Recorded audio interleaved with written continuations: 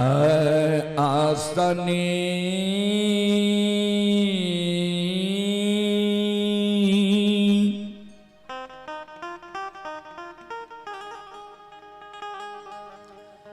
इन पई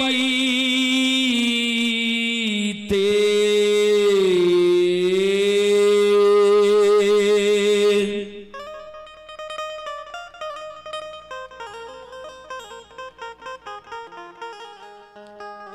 ये मां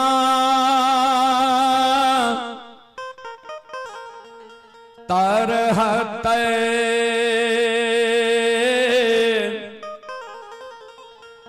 खियल मैया ये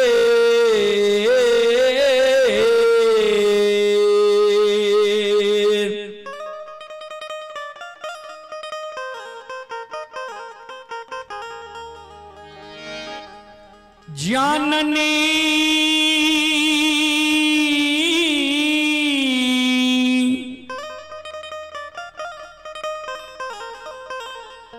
तरहत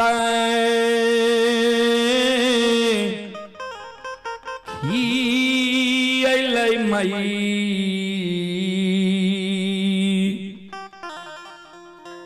मैया आए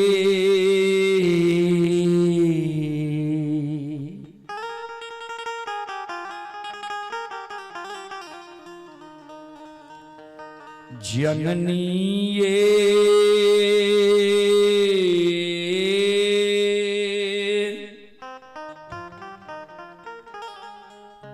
धूपान धुवन जलईते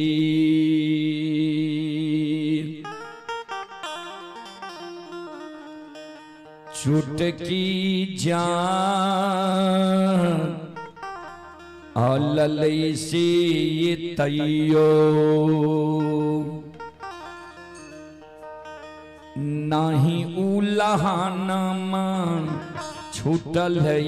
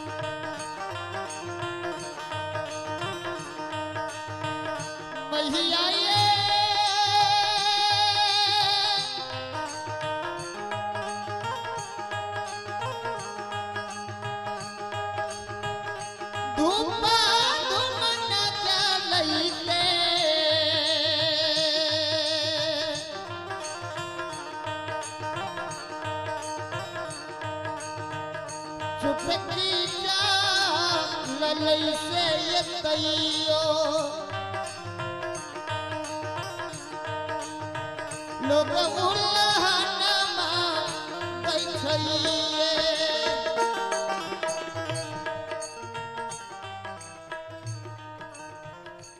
श्रोता बंधु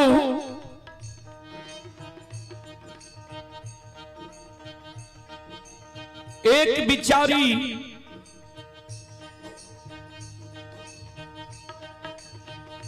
एक दुखियारिन बिचारी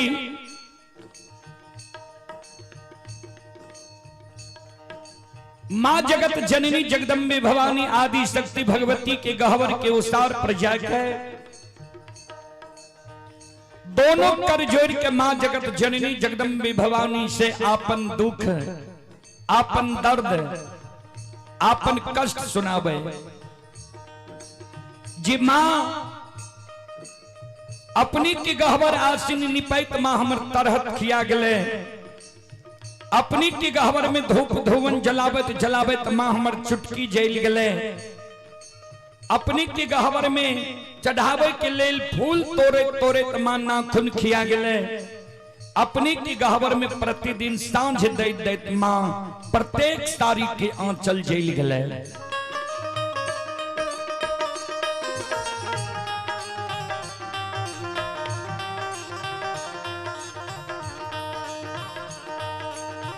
आतयो नाही दिलियै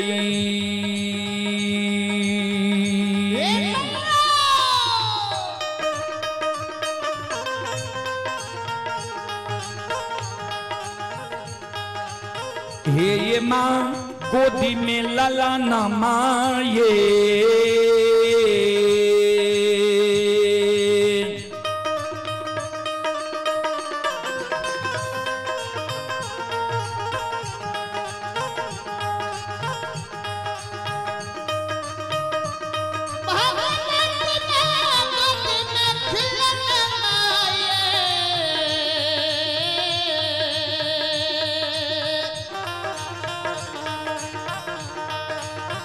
मैया ये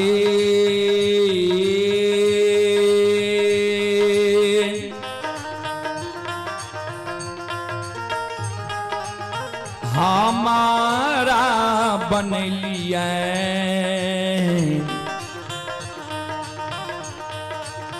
बांधी मरो छंदी से दाय माय उल्लाहनमा दै छैये।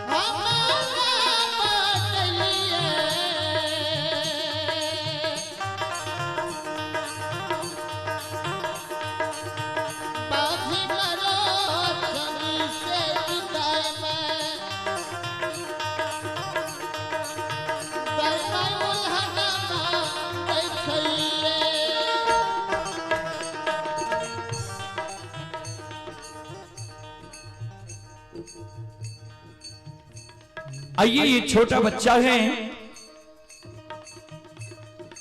आर्यन कुमार की ओर से श्रद्धा के साथ भरी उदार दिल से शानदार 11 रुपए की पुरस्कार आए हैं। एक और श्रद्धालु की ओर से शानदार ये शंकर बाबू की ओर से 11 रुपए की पुरस्कार आए हैं और एक श्रद्धालु की ओर से 51 रुपए की पुरस्कार आए हैं। श्रद्धालु को बहुत बहुत धन्यवाद, लाख लाख शुक्रिया, बहुत बहुत साधुवाद। जय हो दानी श्रद्धालु की जय हो, जय हो दानी श्रद्धालु के समस्त परिवार की जय हो।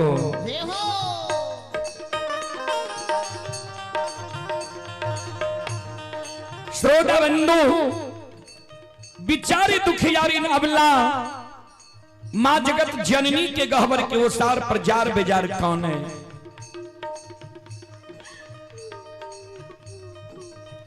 कैन कैन के बिचारी दुखियारी के कहे मां हमारा कोई सजी एगो बेटा बेटी पुत्र पुत्री संतान नहीं दिलिए, वही कारण नगर समाज के साथ ननंद गोतनी पड़ोसनी हमारा उल्हन दी है, उपराग दी है, हमार नाम मां बांझी राख नहीं है। दाई माई के तो उल्हन उपराग मां हम सह ले छी, लेकिन इस समाज में जब दाई माई के घर आंगन हम जाई छी, दाई माई के घर आंगन में दाई माई के गोद में दाई माई के बेटा बेटी के खेले देखे छिए, दाई माई के गोद में दाई माई के बेटा बेटी के हंसते की आवाज सुने छिए। मां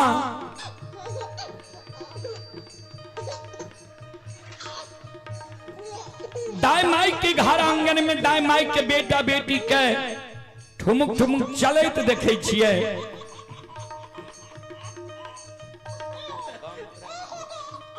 दाई माई के गोद में दाई माई के बेटा बेटी के काने की आवाज सुने छिए।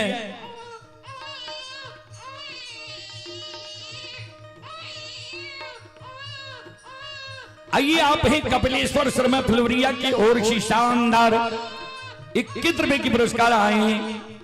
श्रद्धालु को बहुत बहुत धन्यवाद, लाख लाख शुक्रिया, बहुत बहुत साधुवाद। वो आवाज सुन के मां हमर हिया सालई है। भगवान क्या में भी तक हमरा कोई से एगो बेटा बेटी पुत्र पुत्री संतान दिलक है। हे मां, हे मैया, सबके अंगनमा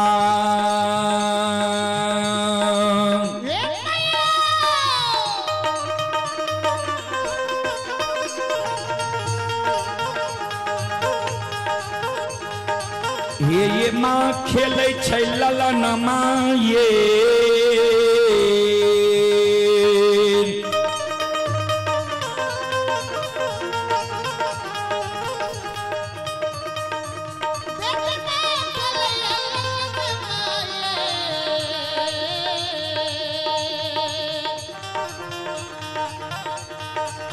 मैया ये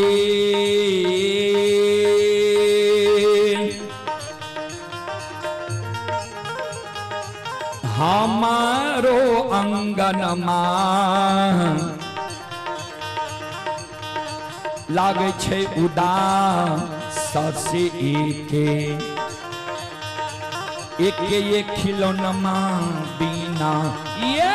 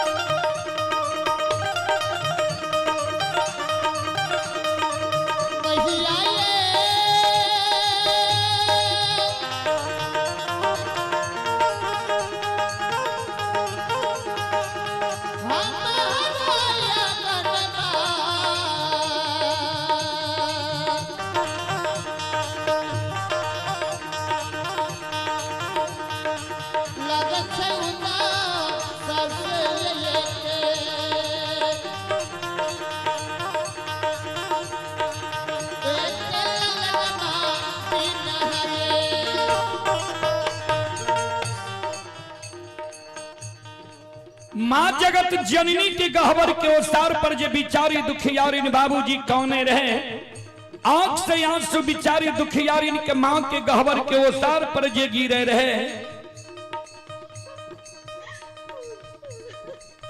माँ जगत जननी जगदम्बे भवानी अबला के प्रत्यक्ष दर्शन दे।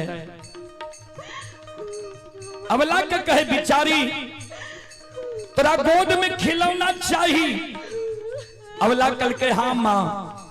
माँ जगत जननी कहलखिन जे तोरा गोद में खिलौना चाहिए, तोरा हम युक्ति बता दे छियै, तोरा गोद में खिलौना भए जेता, नहीं आंख से आंसू गिराबो, नहीं जार बाजार काना।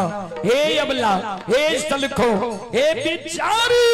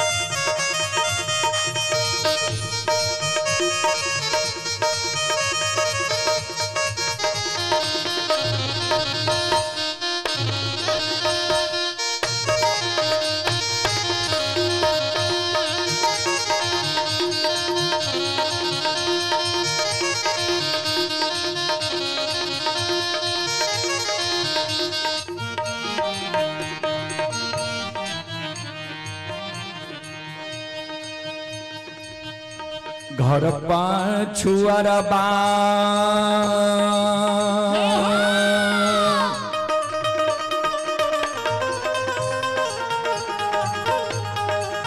अबला बस छ कुम्हार भैया हे।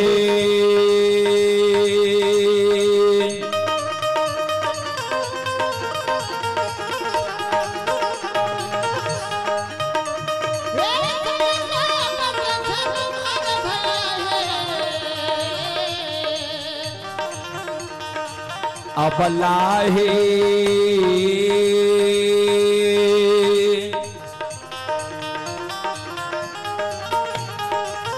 मिट्टी के बालक बा लिहुबन बा इसे कोखिया दुख तोरा छुटिए जेता हे।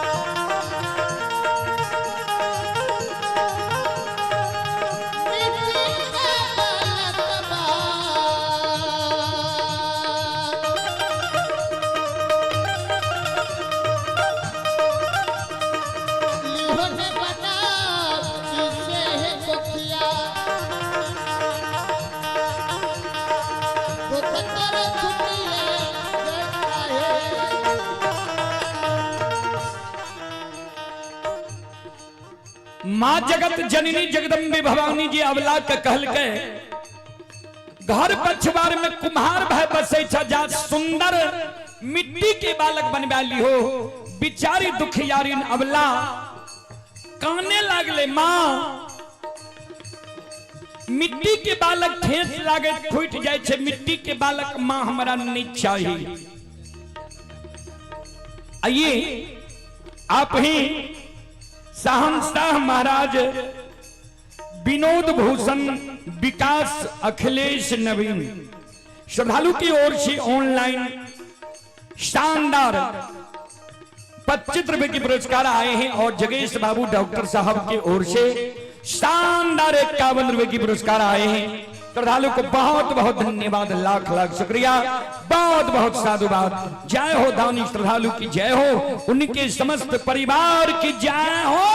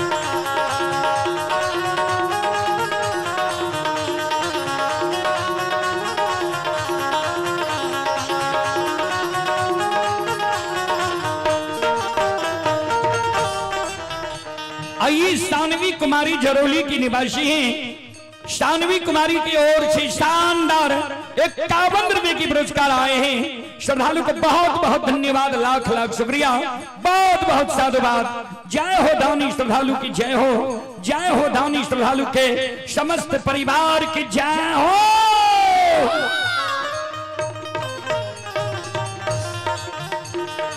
और आप हैं संत शिरोमणि प्रोदा बंधु मावहन बाबू भैया सब, आप हैं नवोद कुमार यादव। नवोद कुमार यादव जी की ओर से ऑनलाइन फोन पे के द्वारा शानदार 101 रुपए की पुरस्कार आए हैं। श्रद्धालु को बहुत बहुत धन्यवाद, लाख लाख शुक्रिया, बहुत बहुत साधुवाद। जय हो दानी श्रद्धालु की जय हो, उनके समस्त परिवार की जय हो।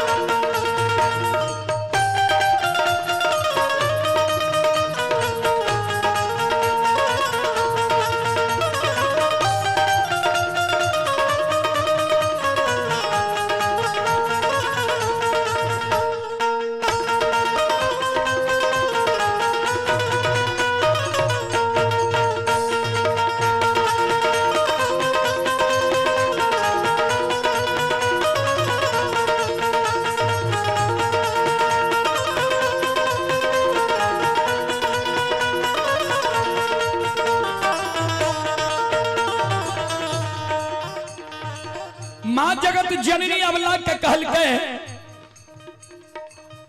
जो तोरा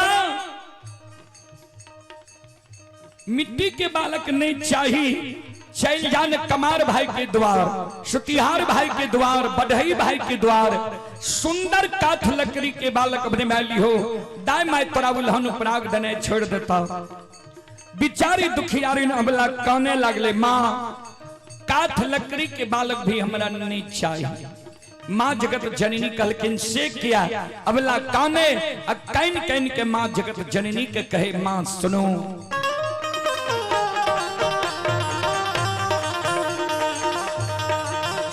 काठ के बालकबा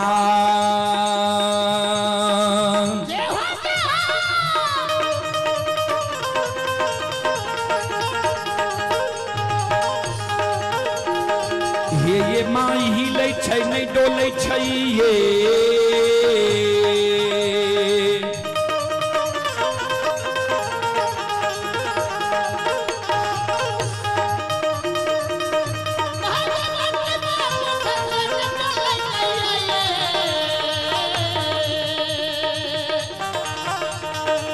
मैया ये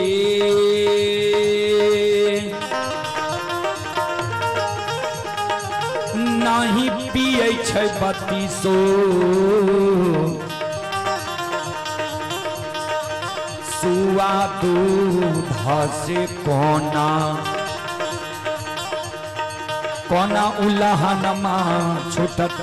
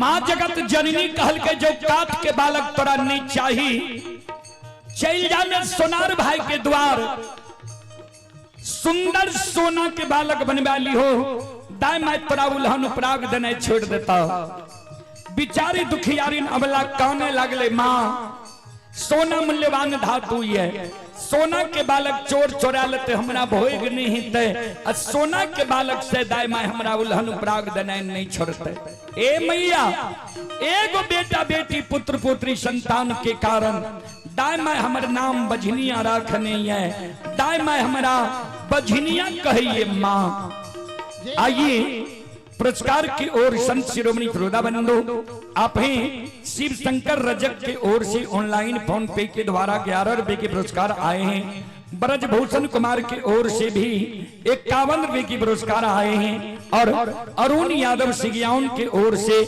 51 रुपए की पुरस्कार आए हैं नरेश यादव के सुपुत्र दिलखुश कुमार अर्जुन कुमार की ओर से 51 रुपए की पुरस्कार आए हैं संजीत यादव और भावेश यादव की ओर से 51 रुपए के पुरस्कार आए हैं और यज्ञकर्ता महोदय श्री सत्यदेव प्रसाद यादव की ओर से 101 रुपए की आशीर्वाद हमारे मंडली के लिए आए हैं।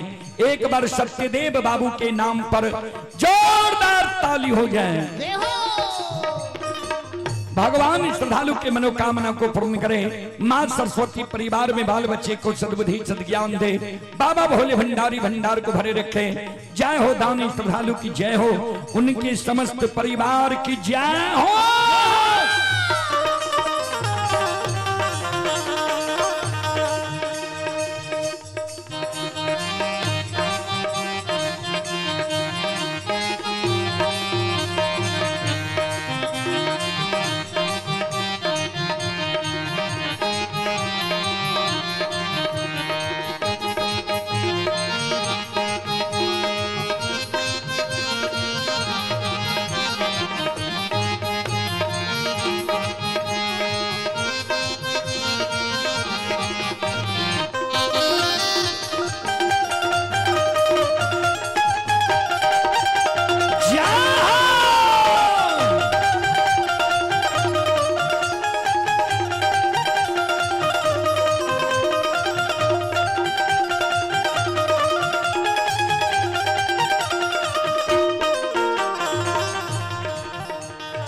मां जगत जननी कहे बिचारी, नहीं तेरा मिट्टी के बालक चाहिए, नहीं काठ के बालक चाहिए, नहीं सोना के बालक चाहिए, तो तू कौन किया छो। भगवान पर सुरता लगावा। भगवान के घर में देर छे अंधेर नहीं छे। जरूर तोरा कोई से बेटा बेटी पुत्र पुत्री संतान हिता। हे अबला, हे सलखो, हे बिचारी,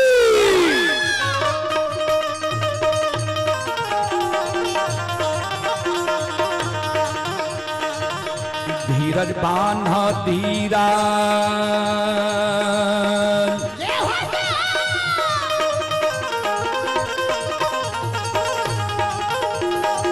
अबला दिल में धीरज बान्हा है।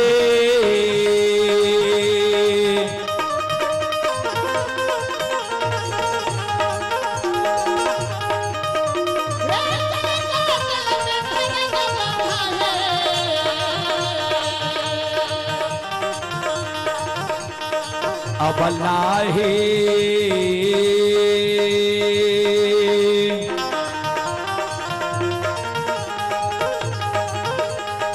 भगवान देता गोदी में लाला नमासी को किया। दुख तोरा छुटिए जेता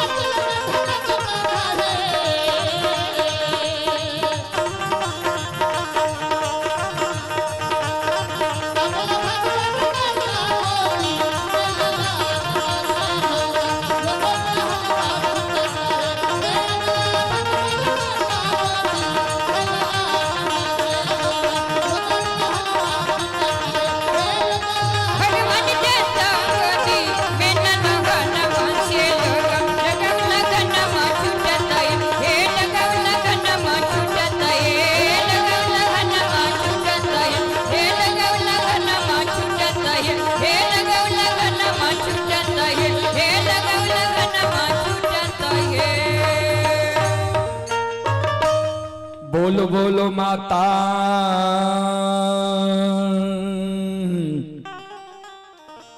भगवती महारानी की श्री दाता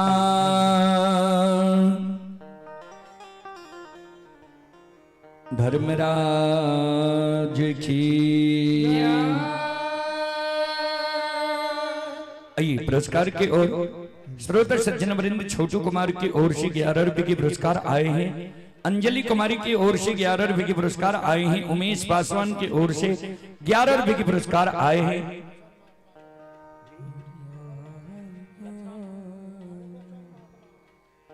आइए बीचन महात्मा जी की ओर से 21 रुपए के पुरस्कार आए हैं। अजय कुमार की ओर से 21 रुपए के पुरस्कार ऑनलाइन फोन पे के द्वारा आए हैं। श्रद्धालु को बहुत बहुत धन्यवाद, लाख लाख शुक्रिया, बहुत बहुत साधुवाद। रेशमी स्वीट कॉर्नर सिगियौन बाजार, रेशमी स्वीट कॉर्नर सिगियौन बाजार की ओर से 21 रुपए के पुरस्कार आए हैं। श्रद्धालु को बहुत बहुत धन्यवाद, लाख लाख शुक्रिया, बहुत बहुत साधुवाद। अशोक कुमार पीओपी मास्टर तोलापट्टी की ओर से 11 रुपए के पुरस्कार आए हैं। श्रद्धालु को बहुत बहुत धन्यवाद, लाख लाख शुक्रिया। दीपक यादव व सुजीत यादव बेलवारा के निवासी हैं। छोटू यादव की ओर से शानदार 51 रुपए के पुरस्कार आए हैं। श्रद्धालु को बहुत बहुत धन्यवाद, लाख लाख शुक्रिया। ब्रजभूषण कुमार पिताजी सुशील यादव भैरव पट्टी के निवासी हैं। शानदार 51 रुपए के पुरस्कार आए हैं। श्रद्धालु को बहुत बहुत धन्यवाद, लाख लाख शुक्रिया, बहुत बहुत साधुवाद। रोशन कुमार मुरली की ओर से 51 रुपए के पुरस्कार आए हैं। मिथिलेश कुमार यादव खाना मिस्त्री सिगियावन वार्ड नंबर 2 की ओर से 51 रुपए के पुरस्कार आए हैं। अभिषेक कुमार के पूजनीय माता जी की ओर से 101 रुपए की आशीर्वाद हमारे मंडली के लिए आए हैं। माता जी के चरण कमलों में कोटि कोटि नमन करता हूं, आशीर्वाद चाहता हूं, भगवान से कामना करता हूं भगवान माता जी को भवसागर की नैया से पार लगा दे। मुनि बाबा चौक से आप हैं शिव नारायण यादव वार्ड नंबर 2 सिगियावन की ओर से 101 रुपए के पुरस्कार आए हैं। श्रद्धालु को बहुत बहुत धन्यवाद, लाख लाख शुक्रिया, बहुत बहुत साधुवाद। आप हैं सावन पासवान की ओर से 11 रुपए के पुरस्कार आए हैं। और रंजित कुमार पासवान के पूजनीय माता जी की ओर से शानदार 51 रुपए के पुरस्कार आए हैं। श्रद्धालु को बहुत बहुत धन्यवाद, लाख लाख शुक्रिया, बहुत बहुत साधुवाद। जय हो दानी श्रद्धालु की जय हो, उनके समस्त परिवार की जय हो।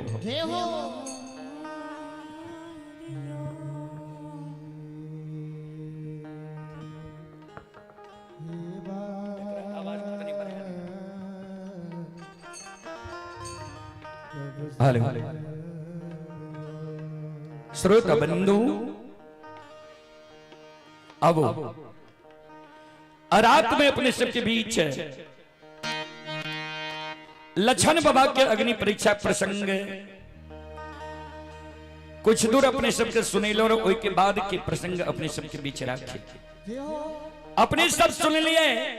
कारु बाबा के पूजा करे रहे वो कारण बरका भाई महीनाथ पंडित संत शिरोमणि त्रोदा बंधु लछन के समाज के लोग के बोला के कहल के जे लछन के कहियो कारु के पूजा नहीं करे, नहीं कारु के नाम ले, नहीं कारु के चर्चा करे। लछन कारु के पूजा नहीं छोड़ लके। वही कारण बरका भाई 8 दिन जाकर जय रास्ता से लछन जाए रहे कारु बाबा के पूजा करे ले। वही रास्ता पर जाके छिप के बैस के लिए लछना जेबो करे छे कारु के पूजा करे ले। आए लछन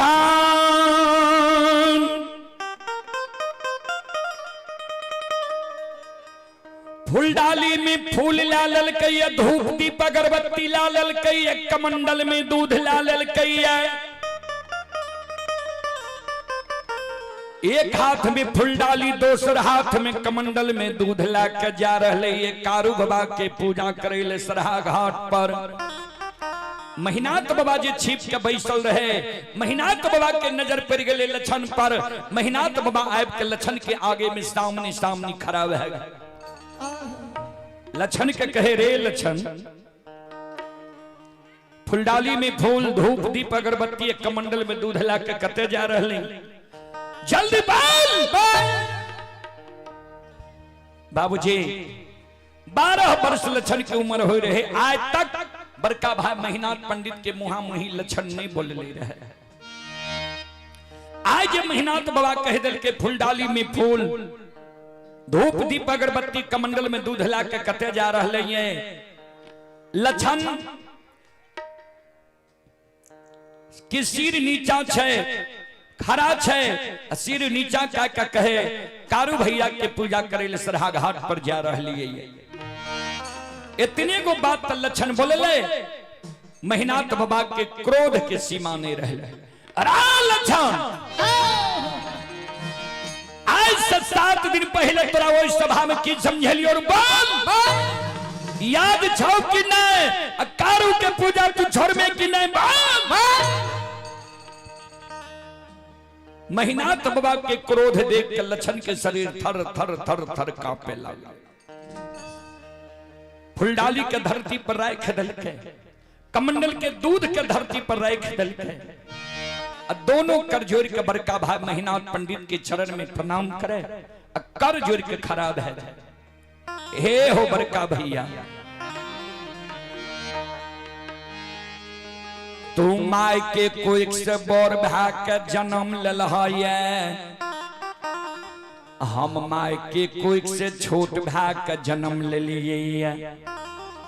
बड़ भाई पिता तुल्य होई छे, छोट भाई अनुज भाई पुत्र के समान होई छे। तू हमर बड़ भाई पिता तुल्य छो, तू हमरा जे कहबो तोहर सब बात हम मान लेबो।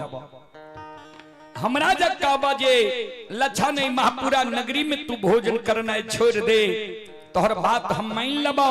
महापुरा नगरी में भोजन करना छोड़ सके छिया। हमरा जब कहबा जे लक्षण महापुरा नगरी में तू जल पीना छोड़ दे, तोहर बात हम मान लेबो। महापुरा नगरी में जल पीना छोड़ सके छिया। हमरा जब कहबा जे लक्षण महापुरा नगरी के धन संपत्ति में तोहर कोई हिस्सेदारी नहीं छो। धन संपत्ति के लोभ त्याग के महापुरा नगरी से तू भाग जो। जान बचा के महापुरा नगरी से हम भाग सकई छिया। सब बात भैया हम मान लेबो,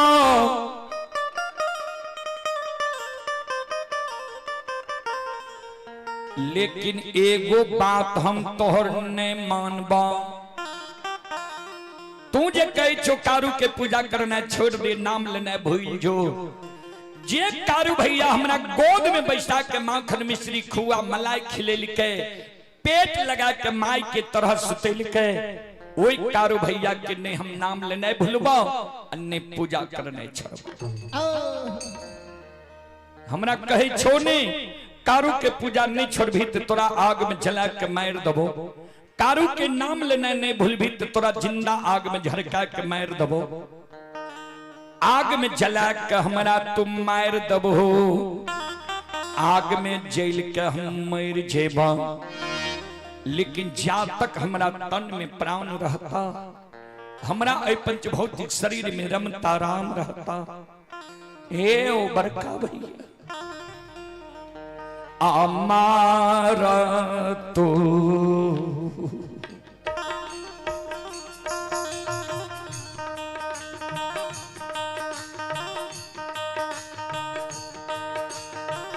बड़का भैया मारा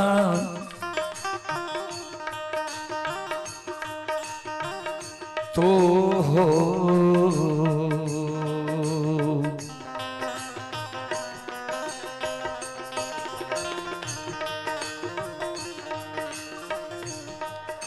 होता अमन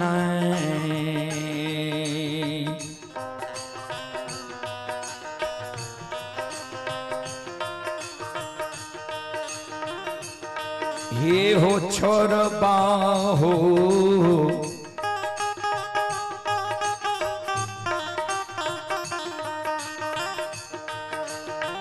बड़का भैया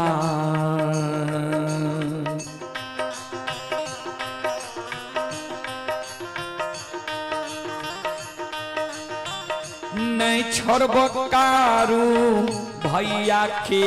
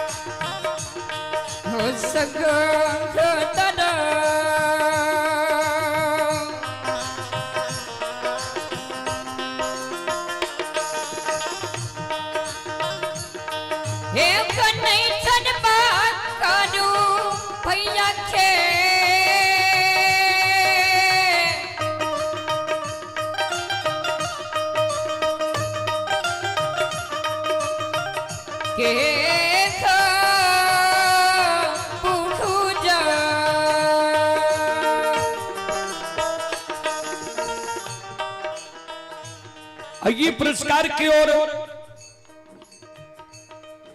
आप हैं Janvi mobile and repairing centre Sigiyan बाजार सुपौल, प्रोपराइटर विकास कुमार एंड बाबुल कुमार। दोनों श्रद्धालु की ओर से श्रद्धा के साथ बड़े उदार दिल से शानदार 51 रुपये की पुरस्कार आए हैं।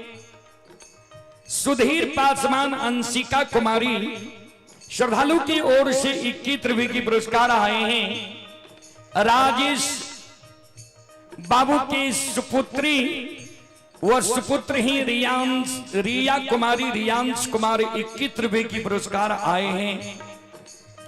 आप ही स्वर्गीय शुभम कुमार सिगियान सुपुत्र ही प्रियांशु दिव्यांशु की ओर से 21 रुपये की पुरस्कार आए हैं। राजेश शर्मा के माता जी की ओर से 21 रुपये की पुरस्कार आए हैं। प्रभास बाबू के माता जी की ओर से 11 रुपये की पुरस्कार आए हैं। सोनू साइकिल स्टोर मेहा सिमर, सोनू साइकिल स्टोर मेहा सिमर की ओर से 21 रुपये की पुरस्कार आए हैं।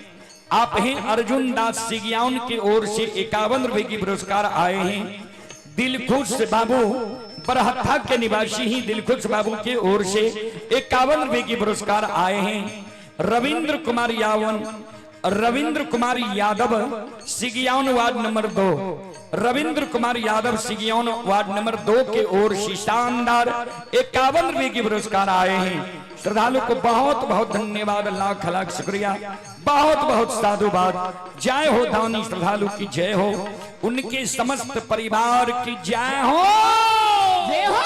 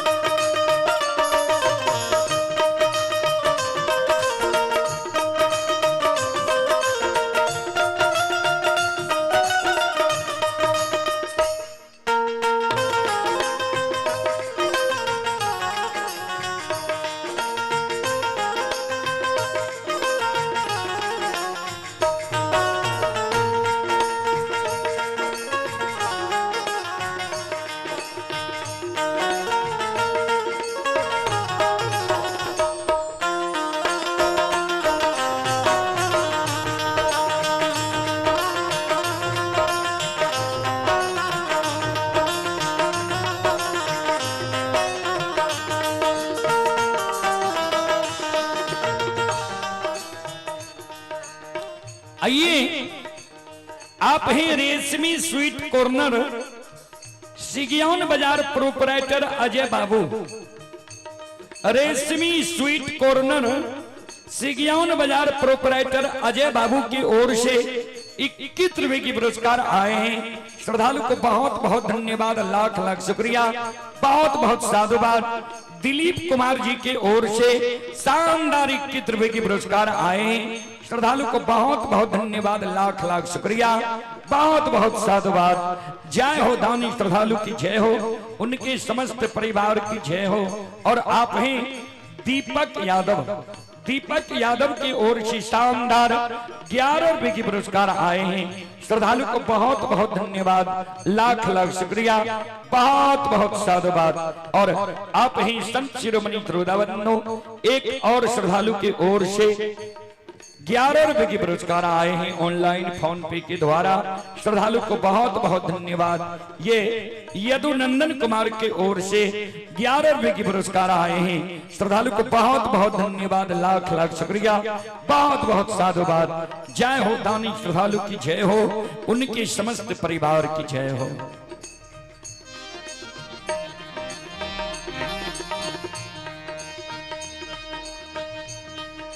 श्रोता बंधु लछन जे कहल के महिनाथ बाबा के जे मरतो दाम कारू भैया के पूजा नहीं छोड़ब, नाम लेने नहीं भूलब। महिनाथ बाबा के क्रोध के सीमा नहीं रहा। महिनाथ बाबा लपक के लछन के कालार के पकड़ ललके ऊपर ले जाए छे, धरती पर छोड़ दे छे।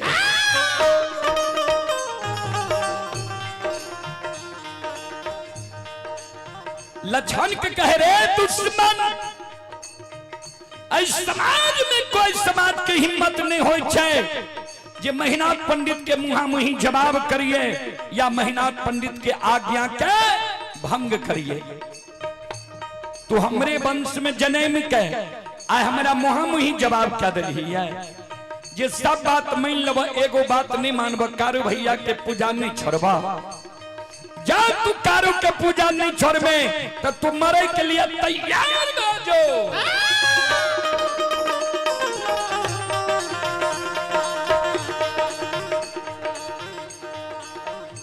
कल 12 बजे दिन में तोरा 7 गज चंदन के चेला में जला के मार दबो। जे कारू जे सहयोगी के तोरा पुकार करना हो, पुकार क्या लिए देखबो के तोरा कल 12 बजे दिन में 7 गज चंदन के चेला से बचावे लावे छो।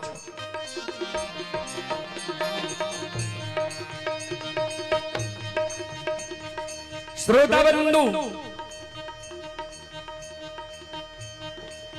भाई सन ही तनई दुनिया में, भाई सन दुश्मन नहीं हुई। भाई सन हित ने अब भाई सन दुश्मन ने। एक भाई अपन सहोदर सागा भाई के प्राण के रक्षा के कारण अपन सिर के कटवा ले छे। आज सहोदर सागा बड़का भाई के देखियो छोटका भाई के आग में जलावे के लिए षड्यंत्र बना रहे हैं।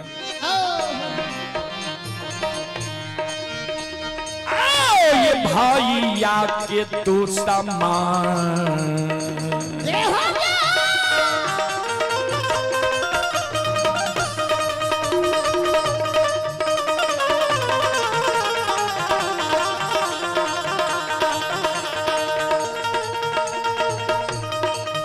सुन भैया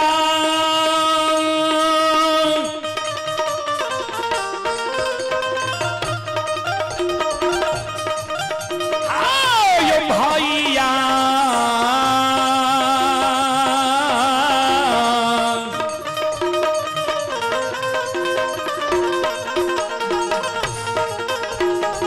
या के तू समान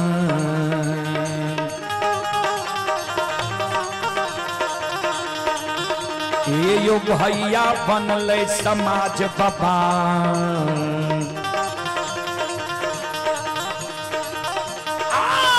बनले महापुरा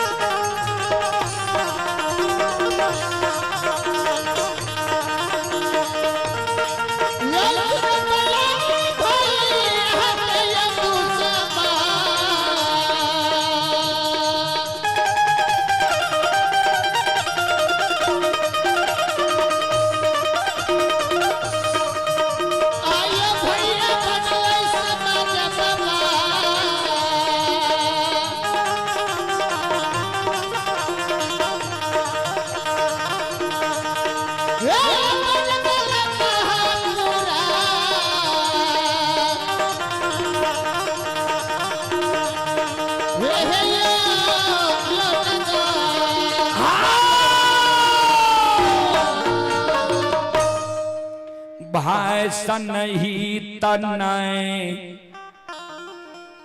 भाई सन दुश्मन नहीं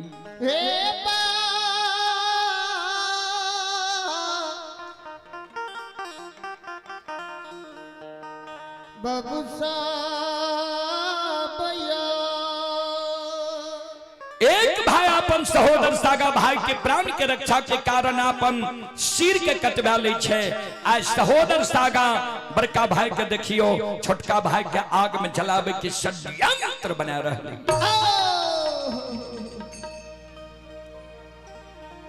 क्रोध के मारे महीनाथ बाबा फूलडाली में जे फूल रहे फूल के धरती पर पलटा दे छे। कमंडल में जे दूध रहे वो दूध के धरती पर घोलटा। कल 12 बजे दिन में तोरा 7 गाछ चंदन के चेला में जला के मार दबो। जे कारू जे सहयोगी के तोरा पुकार करना हो बोले नहीं हो बोला लिए देखबो के तोरा कल 12 बजे दिन में 7 गाछ चंदन के चेला से बचावे लागो छो। आई श्रोता बंधु, अभी जो आप लोग यह कार्यक्रम देख रहे हैं, यह कार्यक्रम Rudal Panjar YouTube channel, Rudal Panjar Facebook page, Maithili hits Bhagat channel पर यह कार्यक्रम अभी लाइव चल रहा है। जो देश विदेश तक का लोग यह कार्यक्रम का अभी लुत्फ उठा रहे हैं। अपने अपने मोबाइल स्मार्ट टीवी में यह कार्यक्रम अभी देख रहे हैं। उसी के जरिए आप ही चंदन पाल के सुपुत्र आकाश पाल श्रद्धालु की ओर से शानदार 21 रुपए की पुरस्कार आए हैं। मनीष कुमार पासवान जी की ओर से ऑनलाइन फोन पे के द्वारा 51 रुपए की पुरस्कार आए हैं। और आप हैं संजय कुमार यादव माननीय मुखिया जी के पूजनीय माता जी, संजय कुमार यादव माननीय मुखिया जी के पूजनीय माता जी की ओर से 101 रुपए की आशीर्वाद हमारे मंडली के लिए आए हैं। माता जी के चरण कमलों में कोटि कोटि नमन करता हूँ, आशीर्वाद चाहता हूँ, भगवान से कामना करता हूँ भगवान माता जी को भवसागर की नैया से पार लगा दे। एक बार हमारे माननीय मुखिया जी के नाम पर जोरदार ताली हो जाए। भगवान श्रद्धालु के मनोकामना को पूर्ण करे। मां सरस्वती परिवार में बाल बच्चे को सद्बुद्धि सद्ज्ञान दे। बाबा भोले भंडारी भंडार को भरे रखे। और ये माता जी की ओर से 21 रुपए की आशीर्वाद हमारे मंडली के लिए आए हैं। माता जी के चरण कमलों में कोटि कोटि नमन करता हूँ, आशीर्वाद चाहता हूँ, भगवान से कामना करता हूँ भगवान माता जी को भवसागर की नैया से पार लगा दे। अइला से बकिया बाबा तोहरे दोहरिया हो बाबा हो। अइला से बकिया बाबा तोहरे दोहरिया हो बाबा। अइला से बकिया बाबा तोहरे दोहरिया हो बाबा हो। अइला से बकिया बाबा तोहरे दोहरिया हो बाबा। बाबा हो सेवक के मन के मनोरथ पूरे हो बाबा। बाबा सेवक के मन के मनोरथ पूरे हो बाबा। बाबा सेवक के भागत हो जगई हो बाबा। तोहरे दुआरिया में अइला पुजरिया हो, तोहरे दुआरिया में अइला पुजरिया हो। एक बेरा फेरी दी हो सेवक पर नजरिया हो, एक बेरा फेरी दी हो सेवक पर नजरिया हो। फेरो से ऐता सेवा तोहरे दुआरिया हो बाबा हो। फेरो से ऐता सेवा तोहरे दुआरिया हो बाबा। फेरो से ऐता सेवा तोहरे दुआरिया हो बाबा हो। फेरो से ऐता सेवा तोहरे दुआरिया हो बाबा। बाबा हो सेवक के बिगड़ी काम बनी हो बाबा। सेवक के बिगड़ी काम बनई हो बाबा। बाबा सेवक के मन के मनोरथ पूरैया हो बाबा। बाबा सेवक के मन के मनोरथ पूरैया हो बाबा। बाबा सेवक के भगत हो जगैया हो बाबा। आइए प्रकाश कुमार की ओर से श्रद्धा के साथ बड़े उदार दिल से 21 रुपए की पुरस्कार ऑनलाइन फोन पे के द्वारा आए हैं। श्रद्धालु को बहुत बहुत धन्यवाद, लाख लाख शुक्रिया, बहुत बहुत साधुवाद। जय हो दानी श्रद्धालु की जय हो, उनके समस्त परिवार की जय हो। श्रोता बंधु, क्रोध के मारे महीनाथ बाबा वो जगत से चल जाए छे महापुरा डीह पर। महापुरा डीह पर मंगरू पंगरू नाम के दो भाई बढ़ई रहे, जकरा कमार और सुतिहार कहे छिए। महीनाथ बाबा उनका द्वार पर जाके आवाज लगावे, अरे मंगरू, मंगरू अरे पंगरू, मंगरू घर छे आंगन छे, घर आंगन से बाहर हो, द्वार पर आ। मंगरू पंगरू दोनों भाई घर आंगन से बाहर होई छे, द्वार पर आवे छे। श्रोता बंधु, महीनाथ बाबा के चरण में प्रणाम करे, कर जोड़ के खराब है जाए छे। बाबा कोनो जा अति आवश्यक जरूरी रहे अपना द्वार पर बोलबे आलत है, यहाँ अपने से क्या हमारा द्वार पर एलिए। कौन एहन अति आवश्यक जरूरी छे जे यहाँ अपने से हमारा द्वार पर एलिए है। महीनाथ बाबा श्रोता बंधु, माँ बहन बाबू भैया सब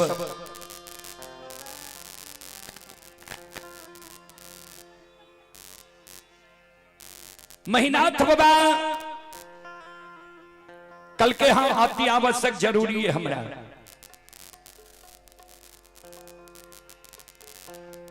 सोन 7 गो गाछ चंदन जे पोखर के महार पर छे, 7 गाछ चंदन के काट के आ चेला चीर के अघनुआ लार के ढेरी के तरह कल 12 बजे दिन तक में सरहा घाट पर चंदन के चेला के ढेर लगा।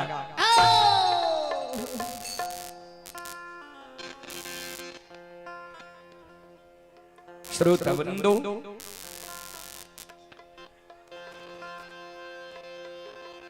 हमारी माँ बहन बाबू भैया सब मंगरू पंगरू दोनों भाई चौंक गले। बाबा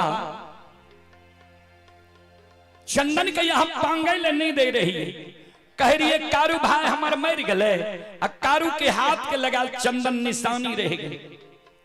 आय कुन जरूरी छे जे चंदन के चेला छिड़बेबे। ककरो शादी विवाह छिए, मुंडन उपनयन छिए या भोज भंडारा छिए जे चंदन के चेला छिड़बेबे। महीनाथ बाबा कल के नहीं शादी विवाह छिए, नहीं मुंडन उपनयन छिए, नहीं भोज भंडारा छी।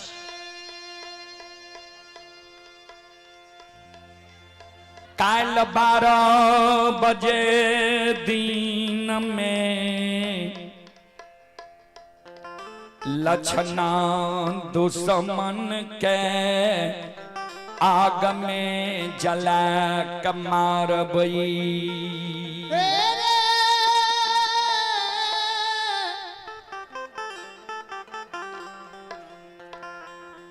मंगरू पंगरू रे, मंगरू पंगरू दोनों भाई चौंक गले। बाबा हे हो भाई का आग में जला के मारबो, से कुन गलती लक्षण के जे लक्षण के तू आग में जला के मारबो। महीनाथ बाबा कल के लक्षणा कारू के पूजा करे छे, नाम जपे छे। हम कलिए कारू के पूजा करना छोड़ दे, नाम लेना भूल जो। हमरा मुहा मुही कह दिल के सब बात मान लब, एगो बात नहीं मानब, कारू भैया के पूजा नहीं छोड़ब। जाओ दुश्मन कारू के पूजा छोड़बे नहीं करते थे, दुनिया में जिंदा रह के की करते।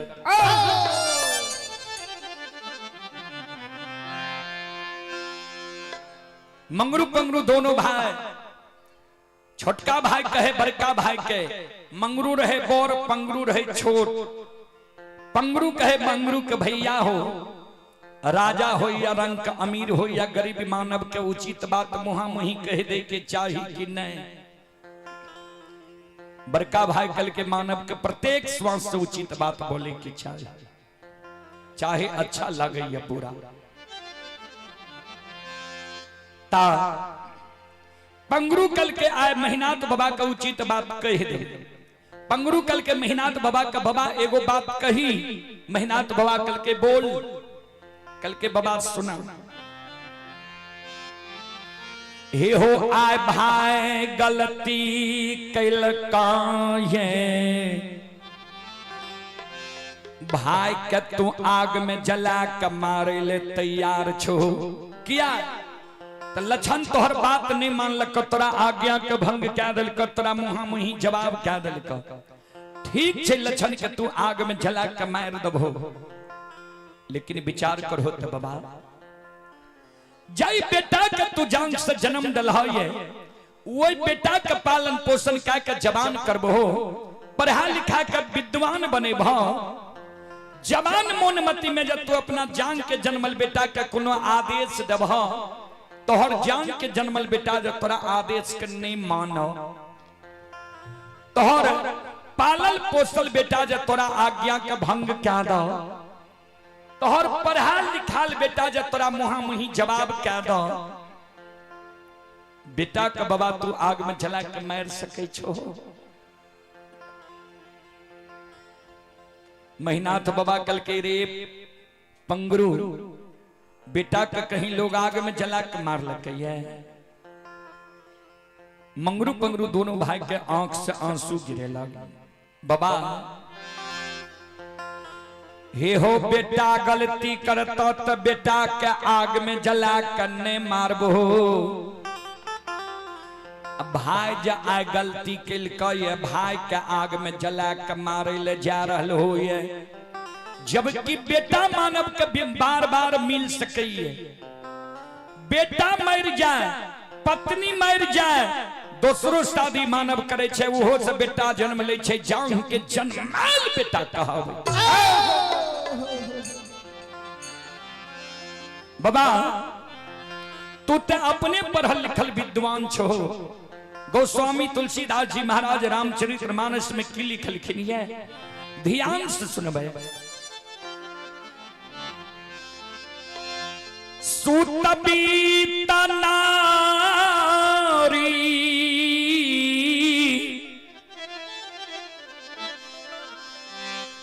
भवन परिवारा,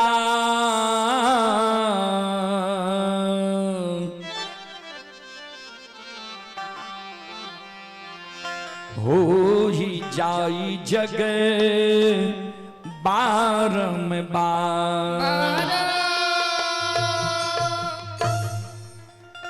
सूत बीत नारी भवन परिवारा, हो ही जाई जग बारंबारा।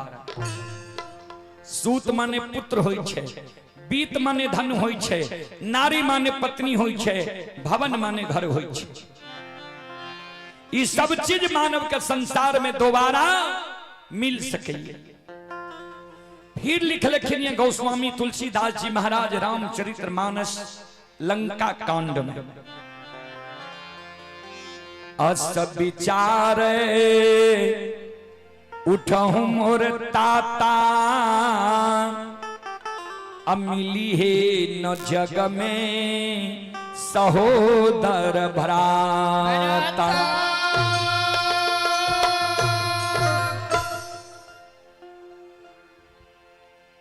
अस्त विचार उठहु मोर ताता, अमिली है न जग में सहोदर भ्राता। भ्राता के अर्थ भाई होय छे। पंगुरु कहे महिनाथ बाबा, कहे हो महिनाथ बाबा, बेटा बेटी पत्नी धन संपत्ति हित प्रेमी दोस्त महिम यार कौर कुटुंब तोरा, ऐ दुनिया में बार बार मिल जेता। जे सहोदर भाई के तू आग में जला के मारे ले जा रहो ये, वो सहोदर भाई के जे तू आग में जला के मार दबो। हे ओ महिनाथ बाबा, ताए के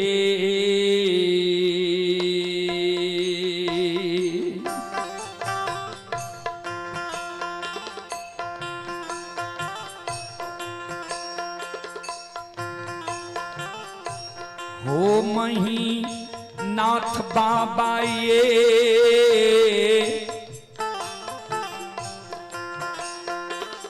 के हो चार्जर इसका छोड़ रहा है।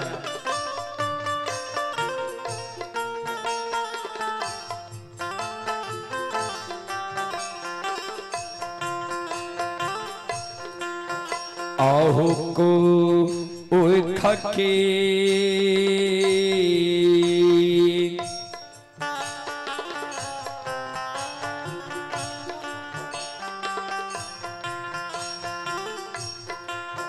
आहो जनमल सहोदारा,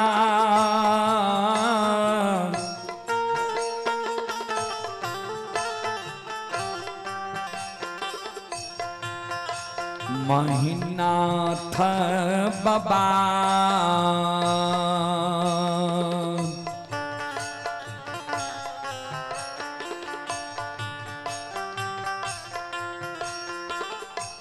नहीं मिलता दुनिया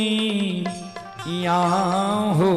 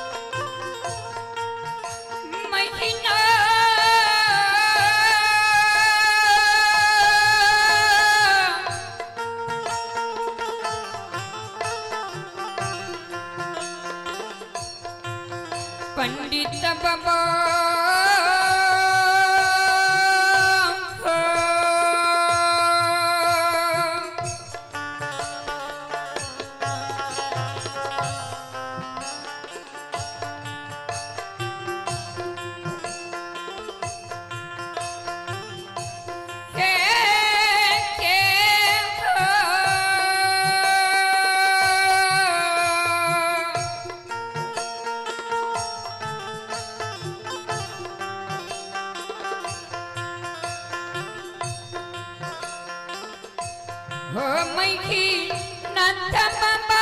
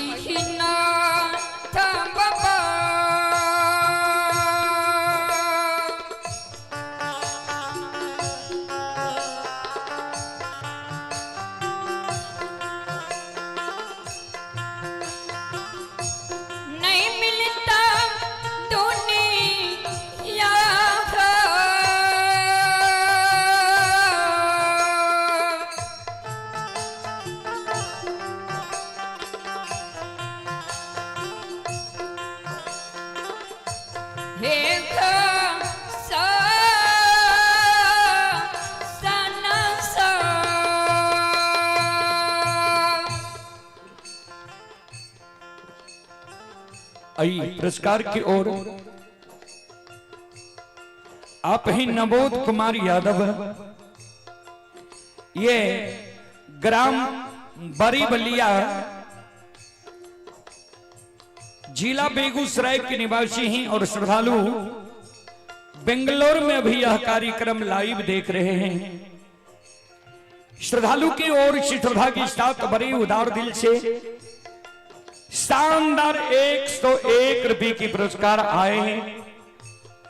श्रद्धालु को बहुत बहुत धन्यवाद, लाख लाख शुक्रिया, बहुत बहुत साधुवाद। आप ही संत शिरोमणि त्रोदाबंधु ब्रजभूषण कुमार पिता सुशील यादव भैरवपट्टी के निवासी हैं, 51 रुपए की पुरस्कार आए हैं। आप ही विभूति पासवान उदयपुर थाना प्रवक्ता जिला खगड़िया के निवासी ही मुंबई में यह कार्यक्रम अभी लाइव देख रहे हैं। श्रद्धालु की ओर से 21 रुपए की पुरस्कार आए हैं। छोटू कुमार जी की ओर से शानदार 21 रुपए की पुरस्कार ऑनलाइन फोन पे के द्वारा आए हैं। ये श्रद्धालु खजूर देवा वार्ड नंबर 2 के निवासी हैं और गुजरात में अभी यह कार्यक्रम लाइव देख रहे हैं। श्रद्धालु को बहुत बहुत धन्यवाद, लाख लाख शुक्रिया। ललन शर्मा के पूजनीय माता जी की ओर से 21 रुपए की पुरस्कार आए हैं। रोहित कुमार छोटू यादव श्रद्धालु की ओर से शानदार 21 रुपए की पुरस्कार आए हैं। आप हैं मोहन मंडल कजही के निवासी हैं, 51 रुपए की पुरस्कार आए हैं। अशेश्वर यादव के पोता और पोती गौतम कुमार पार्वती कुमारी मेहा सिमर के निवासी हैं, 51 रुपए की पुरस्कार आए हैं। डोमी सादा वार्ड नंबर 1 से करण कुमार साजन कुमार की ओर से 31 रुपए की पुरस्कार आए हैं। अजय मिस्त्री साहब श्रद्धालु की ओर से 101 रुपए की पुरस्कार आए हैं। आप हैं अजय कुमार, डॉक्टर साहब नीतीश, खुशबू कुमार, आयांश, अंशिका कुमारी, सत्यदेव पंडित और बंधन कुमार 51 रुपए की पुरस्कार आए हैं। दीपक ज्योति कुमारी की ओर से 21 रुपए की पुरस्कार आए हैं। श्रद्धालु को बहुत बहुत धन्यवाद, लाख लाख शुक्रिया, बहुत बहुत साधुवाद। और आप ही संत शिरोमणि त्रोदाबंधु रणवीर कुमार जी की ओर से शानदार 51 रुपए की पुरस्कार आए हैं ऑनलाइन फोन पे के द्वारा। श्रद्धालु को बहुत बहुत धन्यवाद, लाख लाख शुक्रिया, बहुत बहुत साधुवाद। जय हो दानी श्रद्धालु की जय हो, उनके समस्त परिवार की जय हो। जय हो।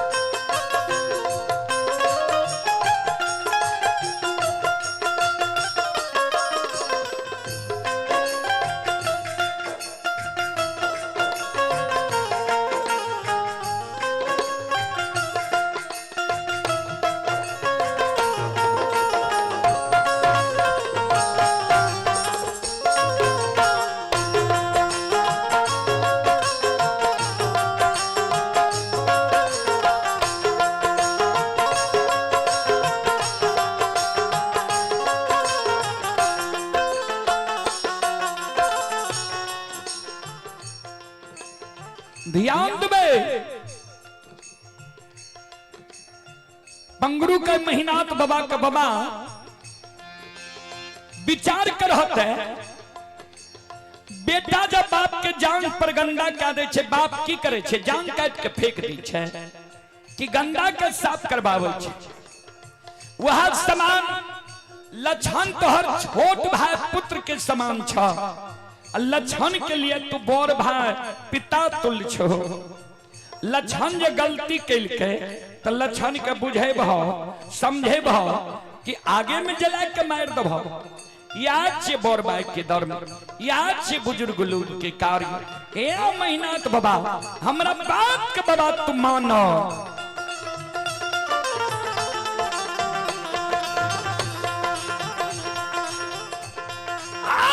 ये लक्षण के नहीं आगम में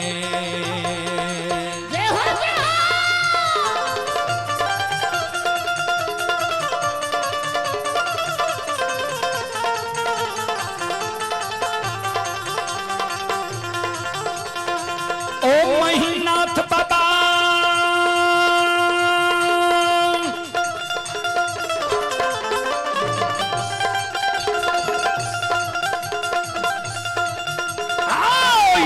छन के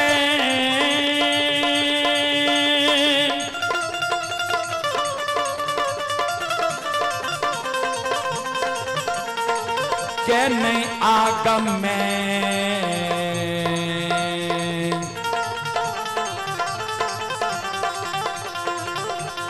चलियो ये महीना पंडित बाबा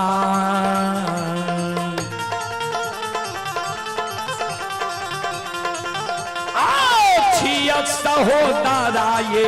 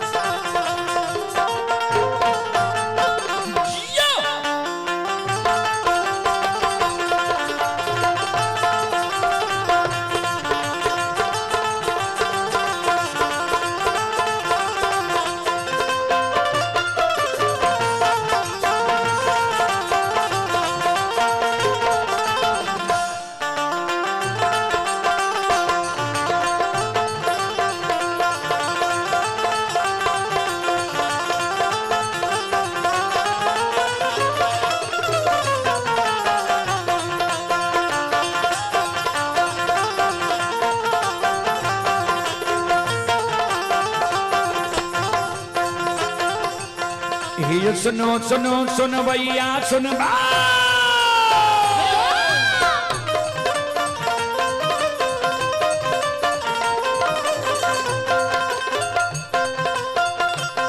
ये सुनो सुनो सुन भैया सुन बे यो गवैया बज भैया सुन बे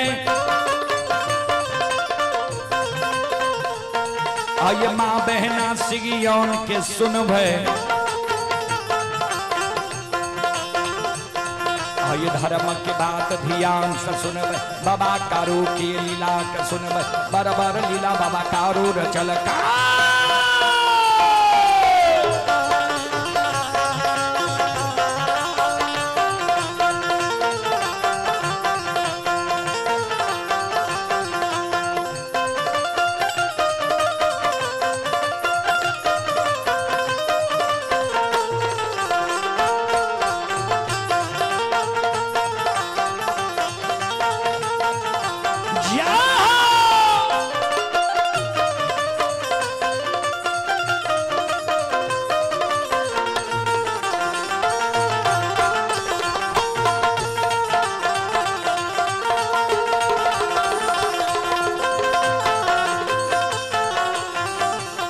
हे जो भागक बेर भगवती कसमना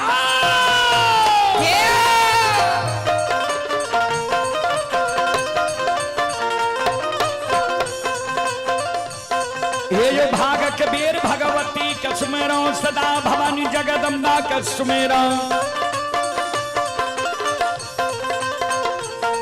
आयो ध्यान देवैया गुरु बाबा कसमेरा आयु विद्या के दाता सरस्वती के स्मरो गौरी के पुत्र गणेश के स्मरो उमापति यो महादेव के स्मरो हारे यो वीर पवन सुत के स्मरो दुर्गा काली महाकाली के स्मरो सभा के बीच धर्मराज के Soomro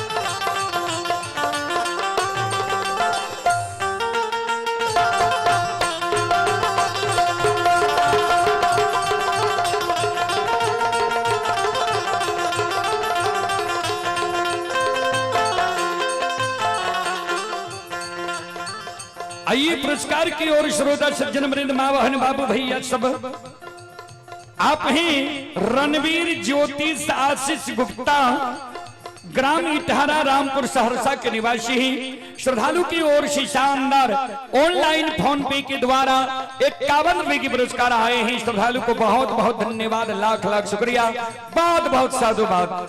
Rajesh Ranjan sound service, Rajesh Ranjan sound service Sigiyaun Supaul की ओर से शानदार 101 रुपए की पुरस्कार आए हैं। और परितोष यादव जी की ओर से भी 101 रुपए की पुरस्कार आए हैं। श्रद्धालु को बहुत बहुत धन्यवाद, लाख लाख शुक्रिया, बहुत बहुत साधुवाद। जय हो दानी श्रद्धालु की जय हो, उनके समस्त परिवार की जय हो।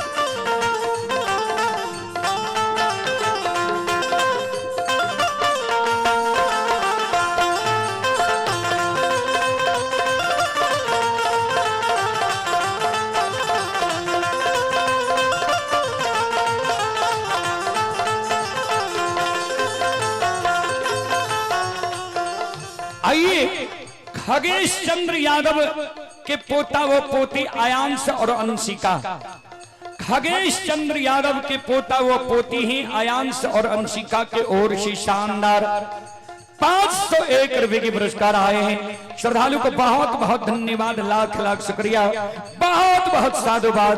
जय हो दानी श्रद्धालु की जय हो, उनके समस्त परिवार की जय हो।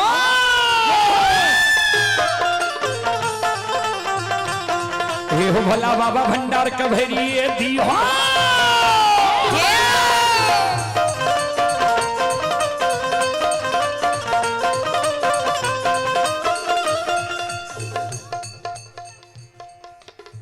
आइए ओम कुमार की ओर से शानदार 51 रुपए की पुरस्कार आए हैं। श्रद्धालु को बहुत बहुत धन्यवाद, लाख लाख शुक्रिया, बहुत बहुत साधुवाद। आइए आप हैं बौकू मिस्त्री की ओर से शानदार 101 रुपए के पुरस्कार आए। श्रद्धालु को बहुत बहुत धन्यवाद, लाख लाख शुक्रिया, बहुत बहुत साधुवाद। और आप हैं अभिषेक कुमार यज्ञ करता, स्थानीय निवासी, ग्राम पोस्ट सिगियौन बाजार। अभिषेक कुमार ग्राम पोस्ट सिगियौन बाजार स्थानीय निवासी की ओर से शानदार 501 रुपए की पुरस्कार आए हैं। एक बार अभिषेक जी के नाम पर जोरदार ताली हो जाए।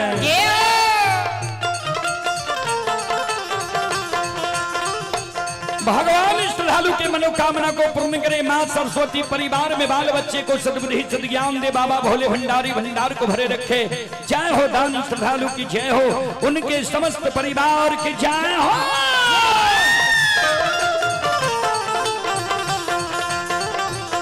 ए हो भला बाबा भंडार का भरी दी हो।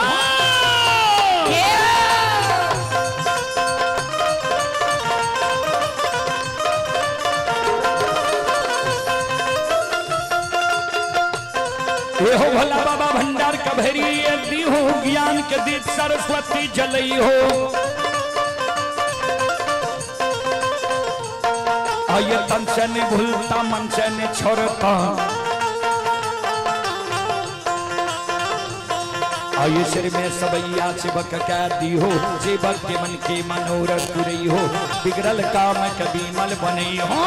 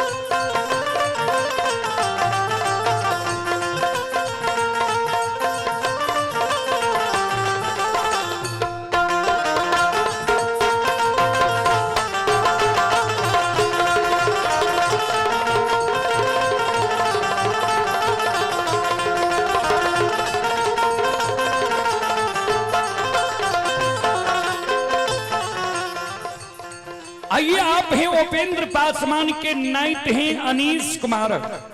श्रद्धालु की ओर से 21 रुपए की पुरस्कार आए हैं। विक्रम कुमार के सुपुत्री ही सृष्टि कुमारी, ये बलियासपट्टी थाना व जिला सुपौल के निवासी ही 21 रुपए की पुरस्कार आए हैं। और आप हैं संत शिरोमणि श्रोदा बंधु बैजनाथ कुमार करहरबा के निवासी हैं, शानदार 21 रुपए की पुरस्कार आए हैं। श्रद्धालु को बहुत बहुत धन्यवाद, लाख लाख शुक्रिया, बहुत बहुत साधुवाद। जय हो दानी श्रद्धालु की जय हो, उनके समस्त परिवार की जय हो।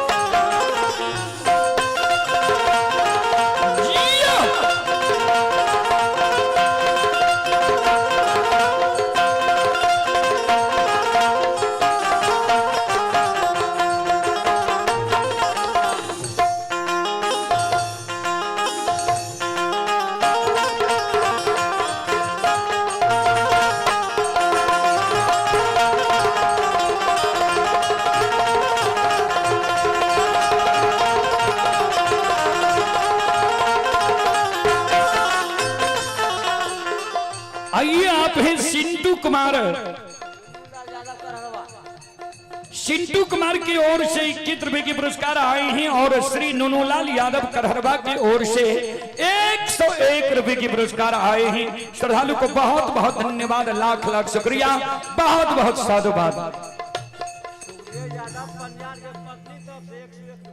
आइए सुखदेव बाबू पजियार शिरोमणि की धर्मपत्नी, सुखदेव बाबू पजियार शिरोमणि की धर्मपत्नी की ओर से 101 रुपए की आशीर्वाद हमारे मंडली के लिए आए हैं। माता जी के चरण कमलों में कोटि कोटि नमन करता हूं, आशीर्वाद चाहता हूं, भगवान से कामना करता हूं, भगवान श्रद्धालु की मनोकामना को पूर्ण करे। जय हो दानी श्रद्धालु की जय हो, उनके समस्त परिवार की जय हो।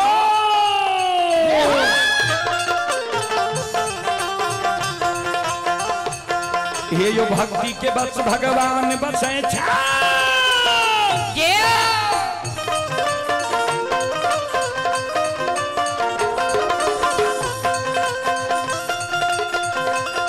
ये यो भक्ति के बस भगवान बसे छे, जी सब मालिक के भक्ति करल के।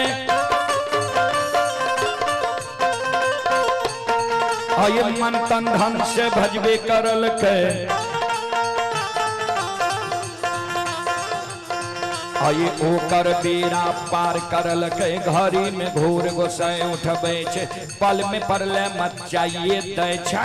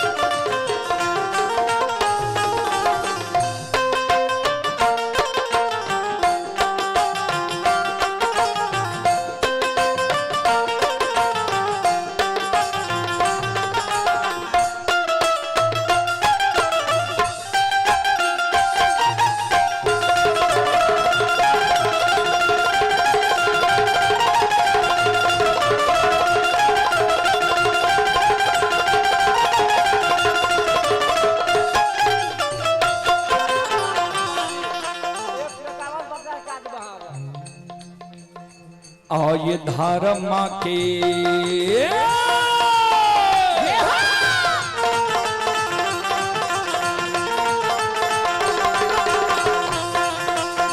हे यो बाबा धर्म के लीला,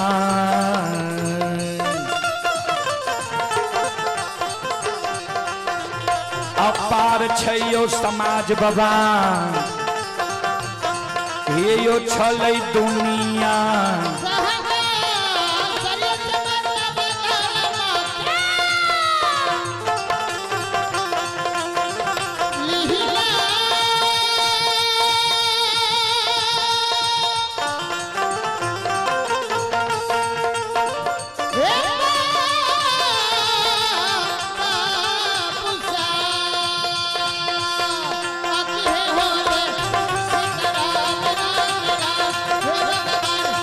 हो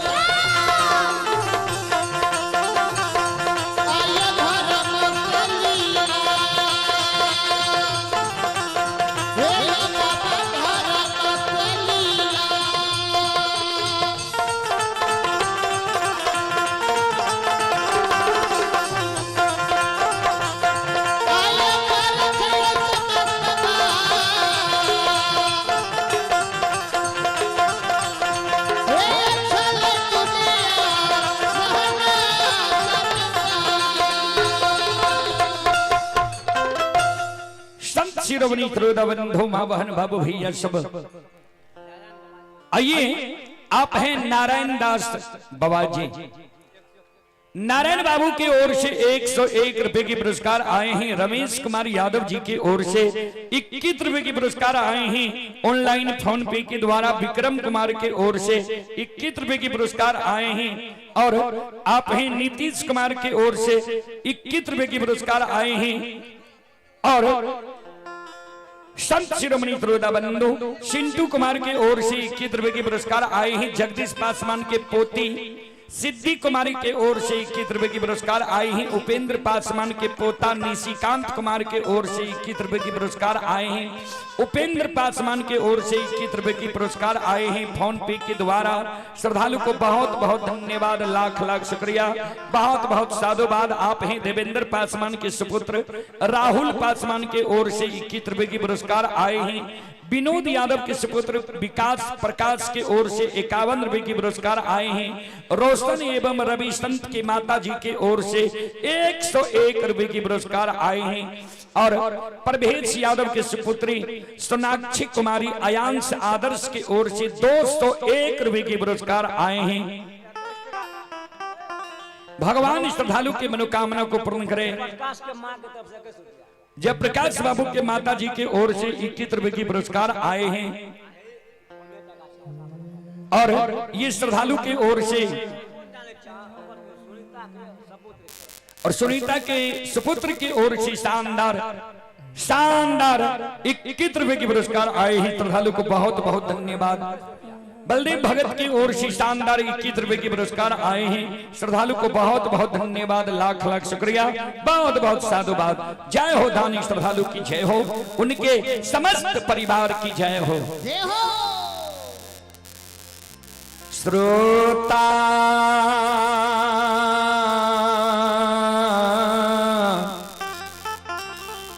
भगवान आनयो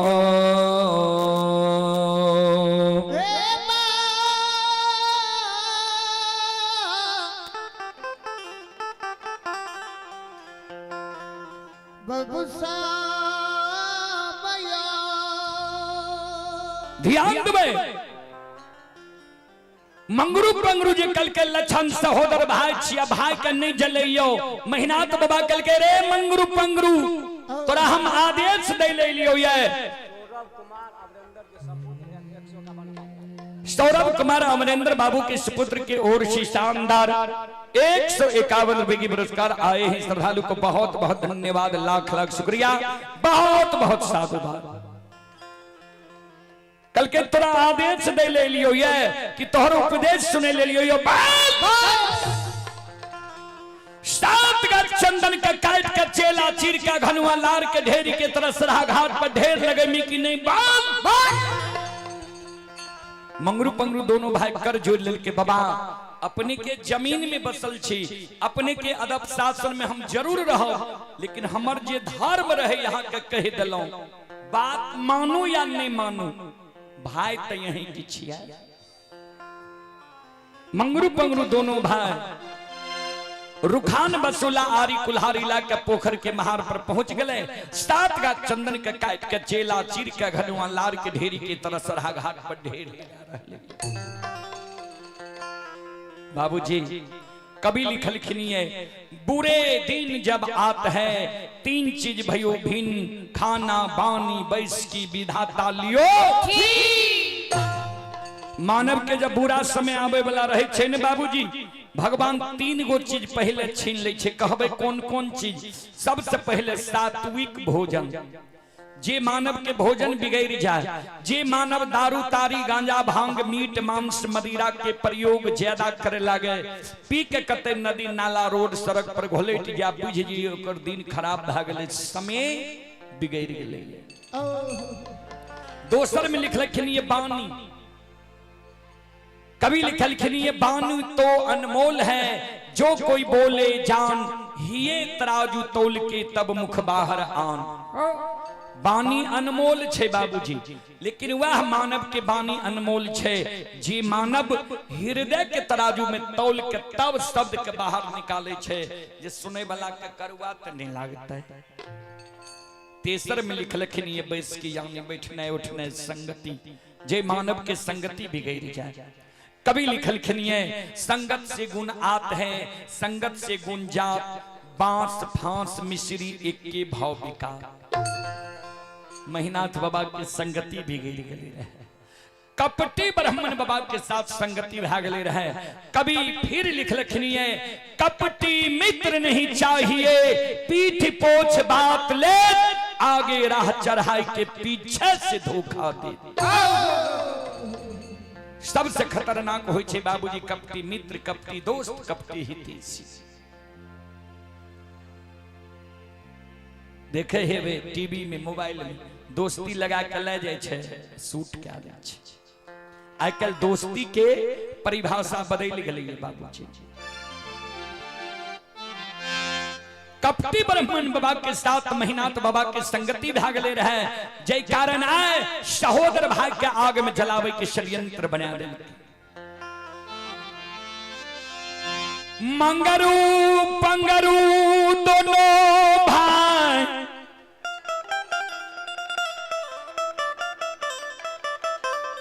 सात गाछ चंदन के काट के चेला चीर के अघनवा लार के ढेरी के तरह सरहा घाट पर ढेर लगा रही है।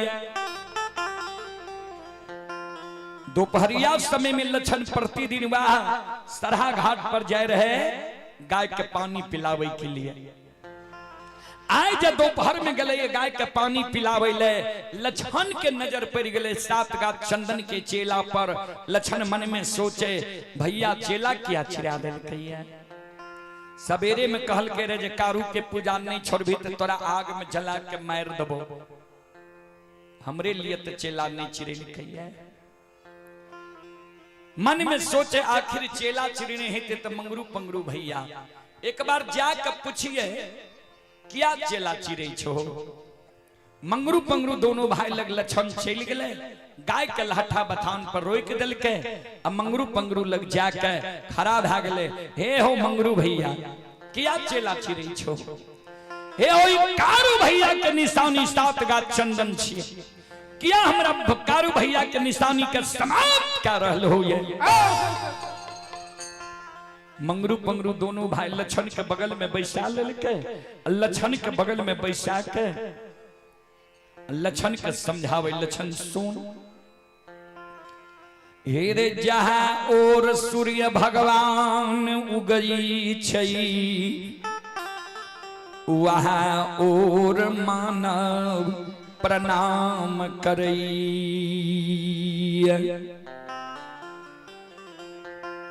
जहाँ और सूर्य भगवान उगे छे वहाँ और मानव प्रणाम करे छे। तोहर मालिक रहो संत कारू, संत कारू मर गेलो, आब तोहर मालिक धा गेलो महिनाथ पंडित। महिनाथ पंडित जे कहे छो तू किया न मान ले छी। लछन कल के भैया माने वाला बात कहते तब न मानबे, जे बात हम जीवन उपरांत नहीं मानबे से बात हमरा भैया कहिए। मंगरू पंगरू दोनों भाई लछन के गोद में बैसा के लछन के सूरत निहर निहर काने जे आहा ई मोहनी मूर्तिया सामली सूरतिया वाला छोटका भाई के कल बड़का निर्दयी भाई आग में जला के मार देते। दोनों भाई काने लछन के कैन कैन के कहे लछन सो,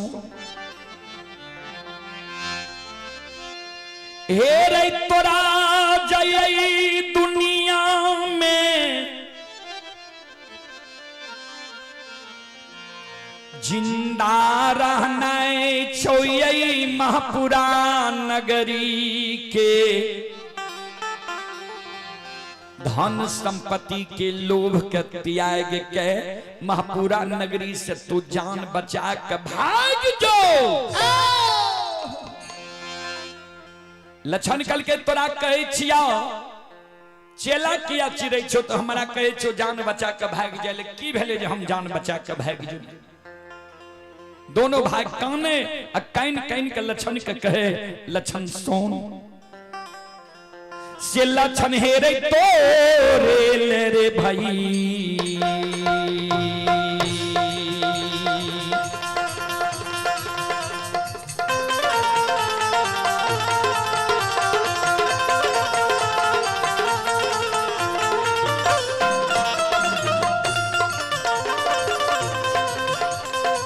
रे दुलरुआ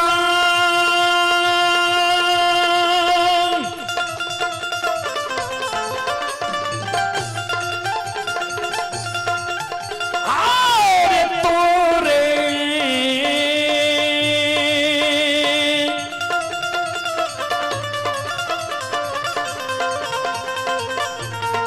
रे ले भैया रे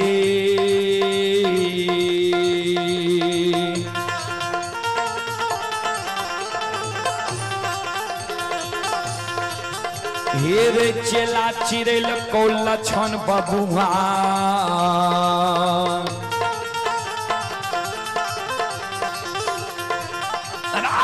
मार दे तो काल्हा आगम में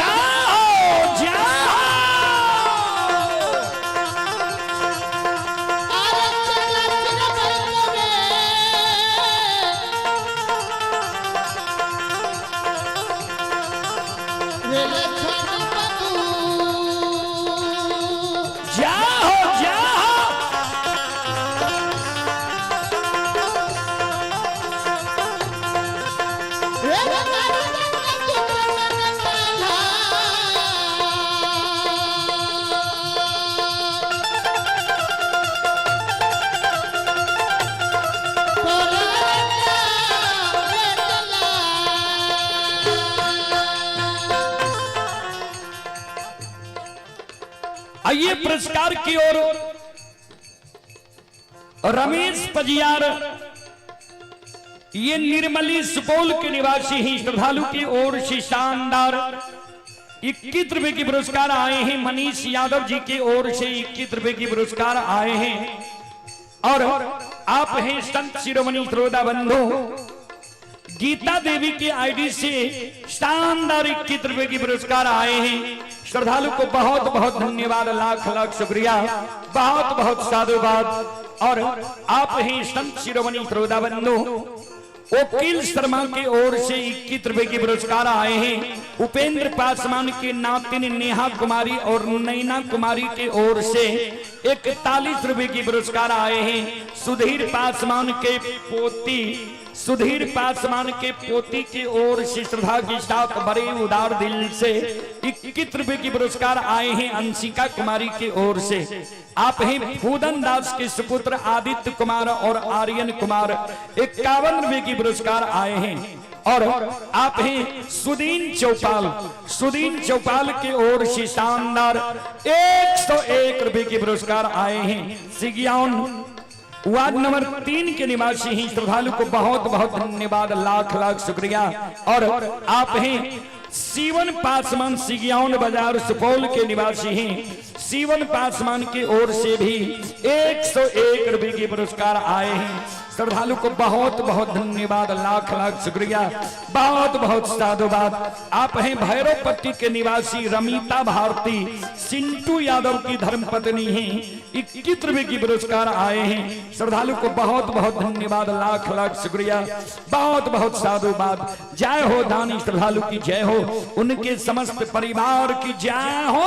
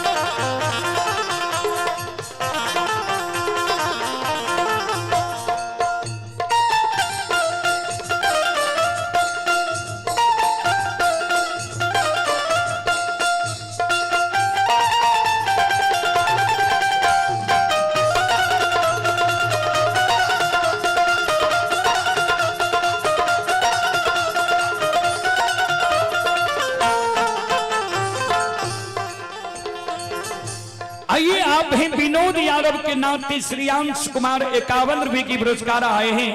विकास एवं प्रकाश बाबू के पूजनीय माता जी की ओर से 51 रुपए की पुरस्कार आए हैं। माता जी के चरण कमलों में कोटि कोटि नमन करता हूँ, आशीर्वाद चाहता हूँ, भगवान से कामना करता हूँ भगवान माता जी को भवसागर की नैया से पार लगा दे। जय हो धानी श्रद्धालु की जय हो, उनके समस्त परिवार की जय हो।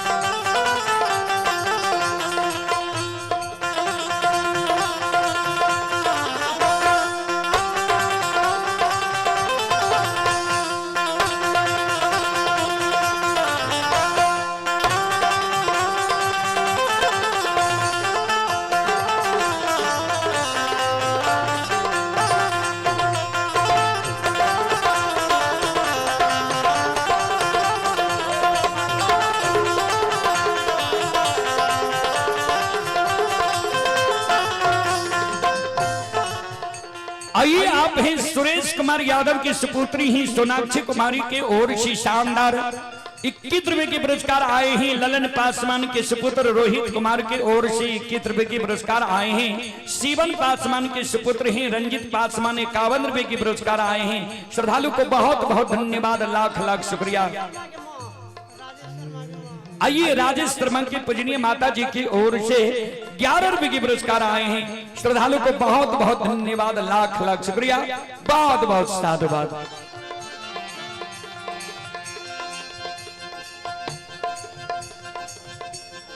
मंगरू पंगरू दोनों भाई लछन का जकल के तोरेल भाई चला चिरेल कोया लछन काने लागल किया ना मेरा भैया के बुझा दल हो, समझा दल हो जी भाई का कहीं भाई आग में जला के मार लकैया। मंगरू पंगरू कहे महीनाथ पंडित तोरा लिए भाई रहती हो तब न ए बात के बुझती हो। हे रे महीनाथ पंडित तोरा लिए अब भाई नहीं रहलो ये, भाई से कसाय बन गलो ये।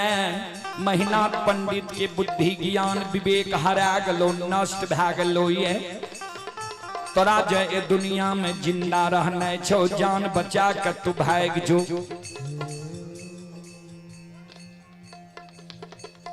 ये छोटी बच्ची की ओर से 21 रुपए की पुरस्कार आए हैं। श्रद्धालु को बहुत बहुत धन्यवाद, लाख लाख शुक्रिया, बहुत बहुत साधुवाद।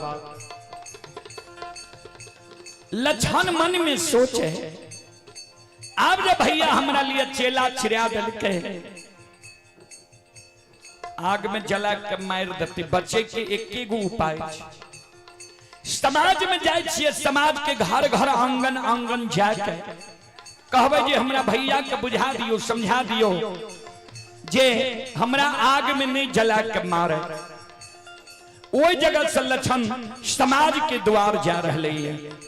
संत शिरोमणि प्रोदा बंधु माँ बहन बाबू भैया सब आंख में लछन के आंसू भरल छे, कानल कानल समाज के द्वार के ओर जा रहे हैं। आओ ये कानल ले, ये कानल ले,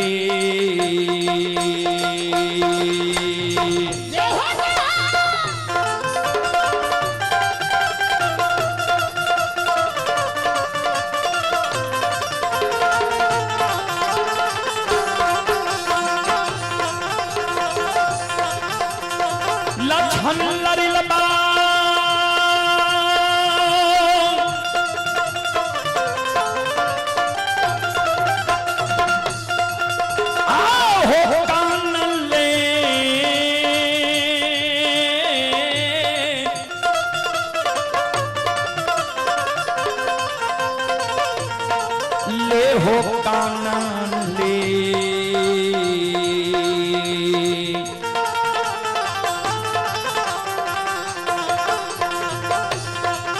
हे हो जाय छै हो लरी लबा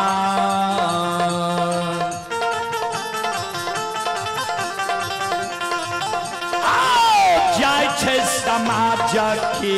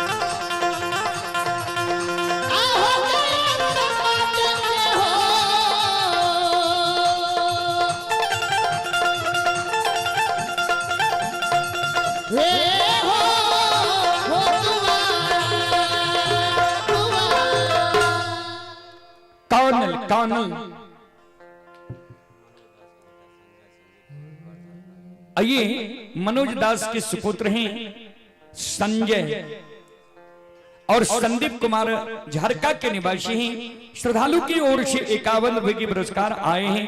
श्रद्धालु को बहुत बहुत धन्यवाद, लाख लाख शुक्रिया, बहुत बहुत साधुवाद। आप हैं जानवी मोबाइल रिपेयरिंग सेंटर, सिगियौन बाजार, सुपौल। प्रोपराइटर विकास कुमार एंड बाबुल कुमार की ओर से शानदार 21 रुपए के पुरस्कार आए हैं। श्रद्धालु को बहुत बहुत धन्यवाद, लाख लाख शुक्रिया, बहुत बहुत साधुवाद। जय हो दानी श्रद्धालु की जय हो, उनके समस्त परिवार की जय हो। संत शिरोमणि क्रोधा बंधु मां बहन बाबू भैया सब ध्यान देवे।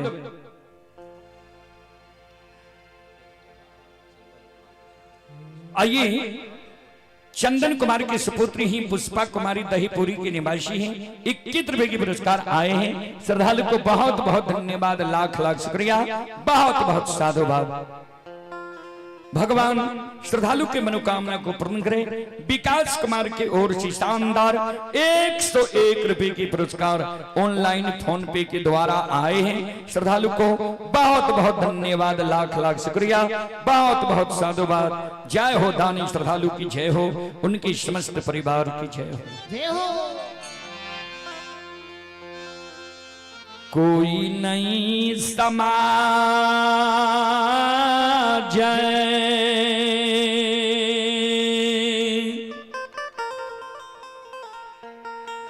लछन के धारहरिया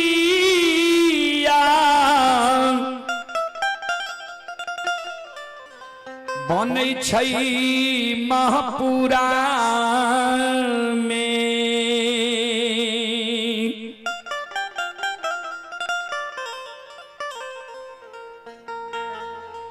बाबूजी कोई समाज ने लक्षण के धरहरिया बने छे, कोई ने लक्षण के कहे छे जे भाई से तोरा हम बचा ले। बाबूजी कभी लिखनी है, सबे सहायक सबल के निबल न कोई सहाय, पवन जगावत आग को दीप ही देत बुझाए। समाज में सब सहायता करे छे मुहगरे लोग के, गरीब के सहायता करे वाला क्यों नहीं। उदाहरण दलखिन है, आग छे सबल, एक घर में आग लग जाए, पवन नाम छिए हवा के, हवा चले लगते, हवा एक घर से वो आग के 50 घर में पहुंचा देते। आ दीप छे गरीब, दीप जले छे, हवा चले लगते, दीप का हवा बुझा देते। वह हवा आग के धधका दे छे, वह हवा दीप के बुझा दे छे। क्या त आग छे सबल आ दीप छे गरीब। वह समान कोई लक्षण के सहारा नहीं बने छे। फिर लिखलखिन ये सदगुरु कबीर साहब के बीजक में कबीर, कबीरा बात गरीब की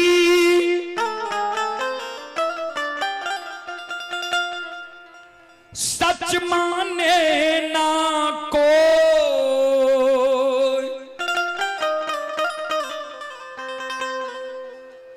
धन्यवान की झूठ में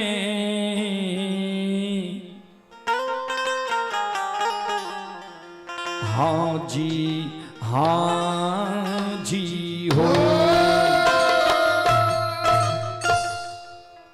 कबीरा बात गरीब की सच माने न कोई, धनवान की झूठ में हाँ जी हो। गरीब लोग जब सांचो बात कोनो कहलक न की बोलते एकरा की बुझे आवे छै। आ अमीर लोग जब झूठो कहलक जी ठीके कहे छी। वह समान कोई लक्षण के धरहरिया नहीं बने छे। कोई नहीं लक्षण के कहे छे तोरा भाई से बचा लेबो। कोई जो धरहरिया नहीं बनले त लक्षण मन में सोचल के अब जब भैया के मुंह पर समाज के लोग भी बोले ले तैयार नहीं छे तो काल हमरा आग में जला के मारिए टा देते किया तो चेला चिल्ला के ढेर भए गए। मरे से पहले आंगन जाय छी आ आंगन में माय के चरण में प्रणाम कह लेबे। माय के कह देबे जे माय गे ए छोटका बेटा से तू धीरज बांध ले, काल छोटका बेटा ए दुनिया से विदा भए जाए। कानल कानल लछन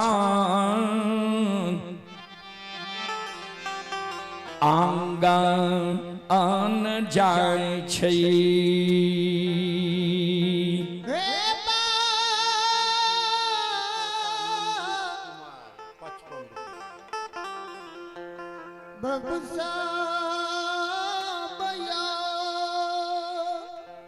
आइए देव कृष्ण बाबू के पुत्र हैं नंदू कुमार, 55 रुपए की पुरस्कार आए हैं। श्रद्धालु को बहुत बहुत धन्यवाद, लाख लाख शुक्रिया, बहुत बहुत साधुवाद। रेशमी स्वीट कॉर्नर सिगियौन बाजार प्रोपराइटर अजय बाबू की ओर से पुनः 21 रुपए की पुरस्कार आए हैं। श्रद्धालु को बहुत बहुत धन्यवाद, लाख लाख शुक्रिया, बहुत बहुत साधुवाद। और आप हैं संतोष कुमार यादव। संतोष कुमार यादव जी ये रसलपुर जिला सहरसा के निवासी ही। श्रद्धालु की ओर से 51 रुपए की पुरस्कार आए हैं। श्रद्धालु को बहुत बहुत धन्यवाद, लाख लाख शुक्रिया, बहुत बहुत साधुवाद। आइए जहोल दास में हम सिमर के निवासी हैं। श्रद्धालु की ओर से शानदार 51 रुपए की पुरस्कार आए हैं। श्रद्धालु को बहुत बहुत धन्यवाद, लाख लाख शुक्रिया, बहुत बहुत साधुवाद। जय हो दानी श्रद्धालु की जय हो, उनके समस्त परिवार की जय हो। जय हिन लक्षण कानल कानल आंगन जय छे, माय पर नजर पड़ले और हाथ उठा के काने लगा। माय के चरण के लक्षण भैर बांध के पकड़ के काने लागले। माय दयालु लक्षण के हृदय से लगा लेके आंचर से आंसू के पोंछ ध्यान। पुत्र कुपुत्र हो जाई लेकिन माई न होई कुमाई।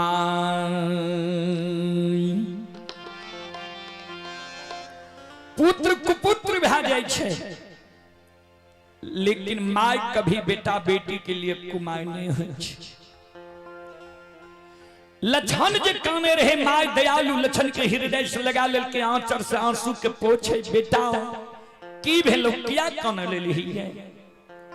माय के आंचर पकड़ के लक्षण काने। माय गे गए काल 12 बजे दिन में ए दुनिया से विदा भै जइबौ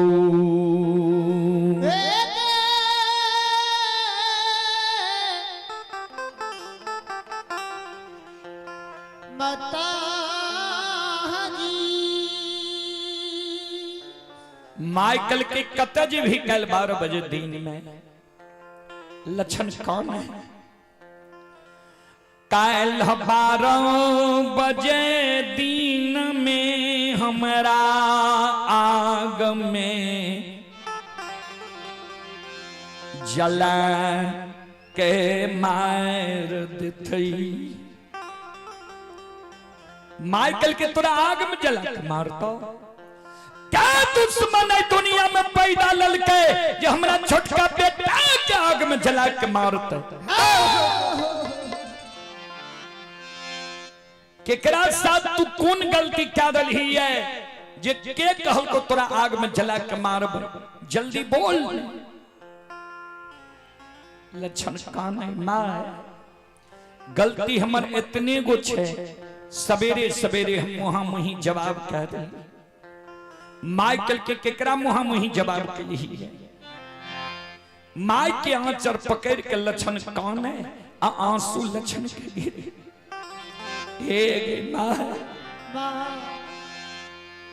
आ भाईया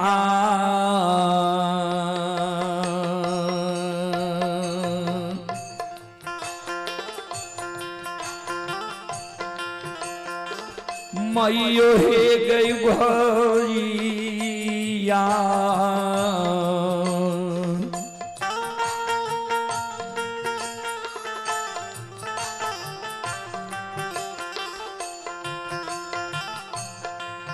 आगे बान लई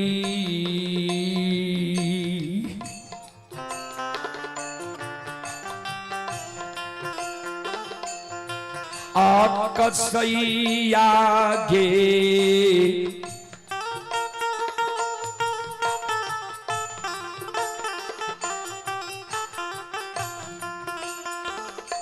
माता जी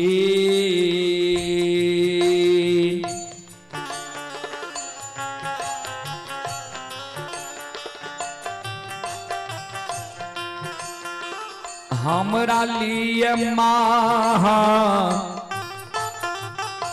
पूरा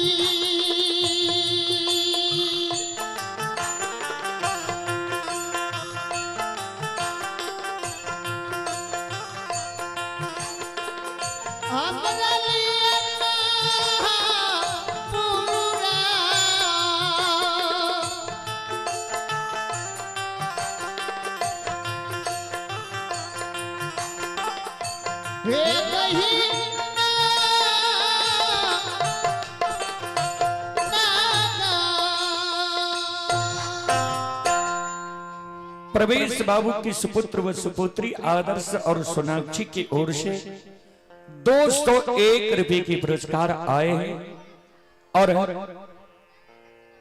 अंकुश और आशीष की पूजनीय माता जी की ओर से 101 रुपए के पुरस्कार आए हैं। बम्भोली बाबू की ओर से शानदार 51 रुपए के पुरस्कार आए हैं। देवेंद्र बाबू के धर्मपत्नी की ओर से 101 रुपए के पुरस्कार आए हैं। अंशिका कुमारी अयांश कुमार 51 रुपए के पुरस्कार आए हैं।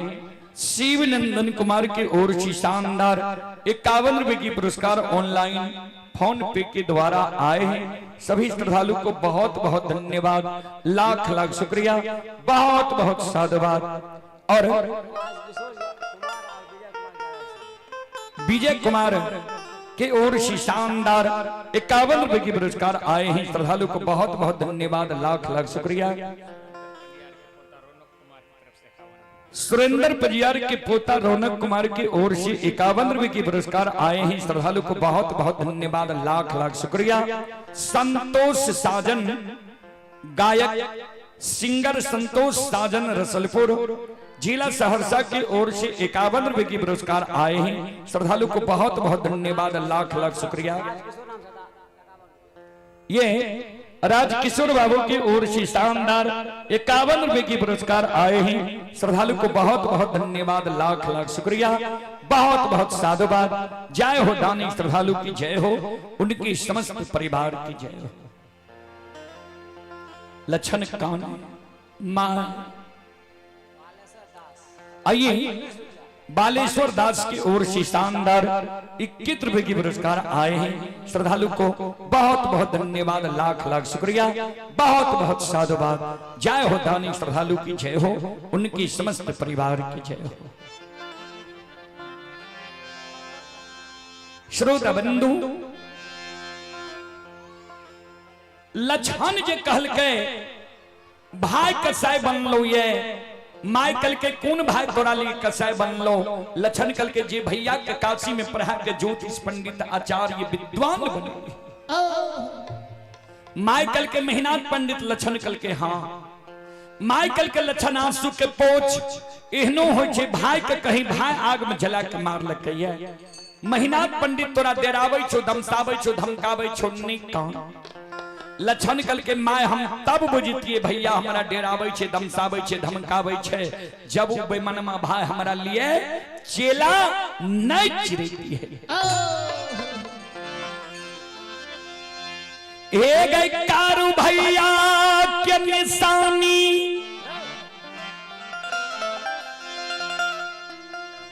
सात का चंदन का काट का बरका भैया चेला चिरा का सरहा घाट पर ढेर लगल कोई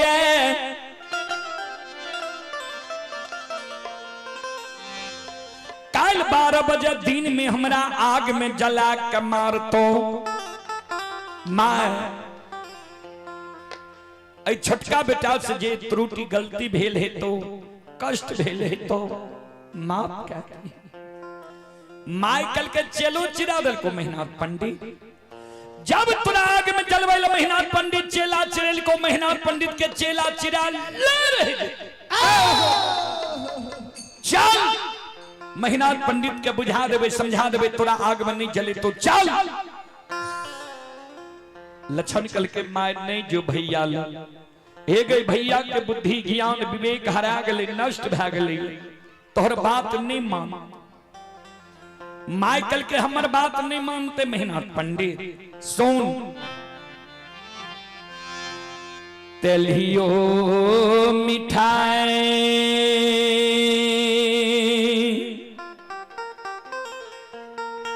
मिठाइए होई छई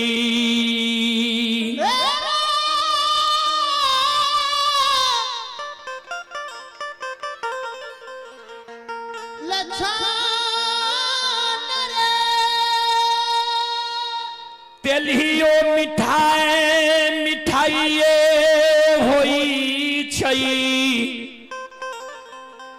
अल्लियो माय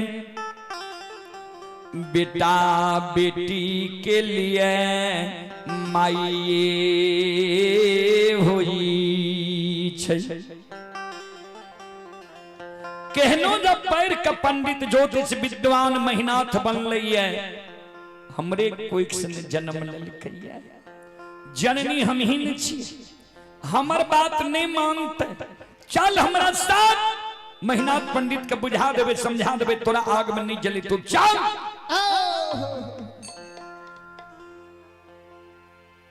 आगे आगे मां अब पीछे पीछे लक्षण जा रहे है महिनाथ बाबा। जय द्वार पर महिनाथ बाबा रहे हुए द्वार के नजदीक लक्षण गले लक्षण मन में सोचे भैया तो वही ना हमरा पर क्रोधित भेल छे भैया के नजर के सामने जेबे और भैया हमरा पर क्रोधित भए जाए एहि कारण माय के आंचर छोड़ के लक्षण एगो घर में छिप गले।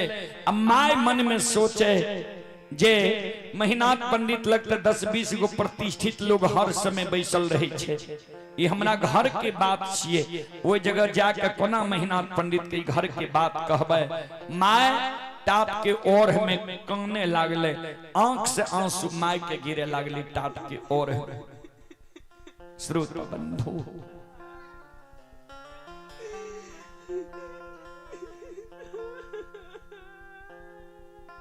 टाप के ओर में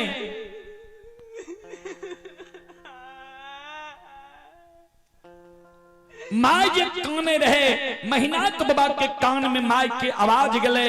महिनाथ बाबा मन में सोचे माय कथी ले ए जगह काने ले कोनो जे जरूरी रहे आंगन में हमरा बुला लेती है वो बात के बुझारत देती है। महिनाथ बाबा अपने से माय लगा आवे छे जहिना माय लग महिनाथ बाबा आवे छे माय के नजर महिनाथ बाबा पर पड़ले माय और हाथ उठा के काने लगला। संत शिरोमणि श्रोता बंधु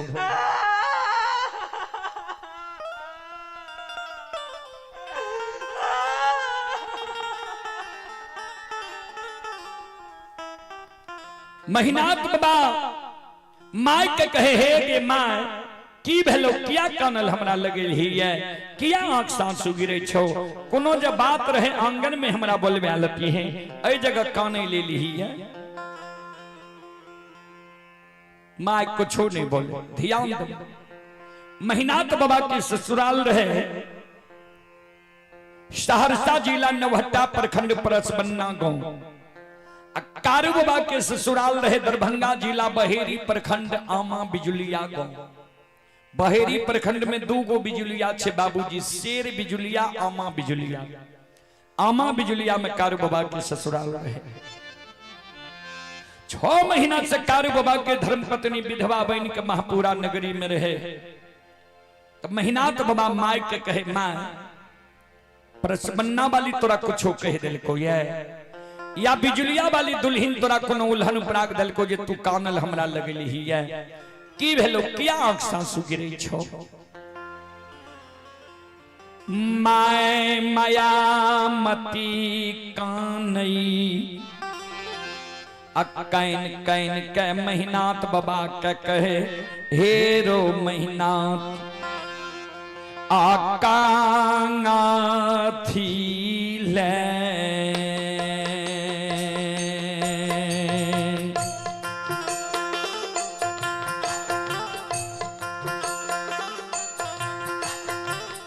बड़का बेटा का थी ले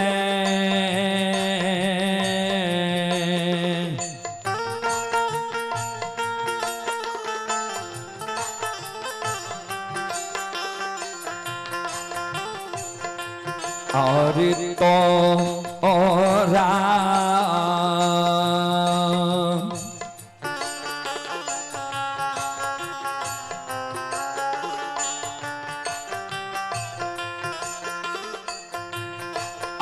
पढ़लियो रे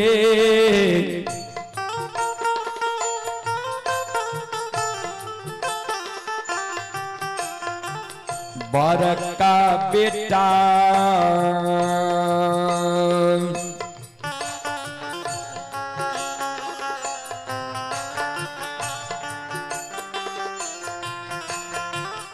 बेटा है रे का सीरे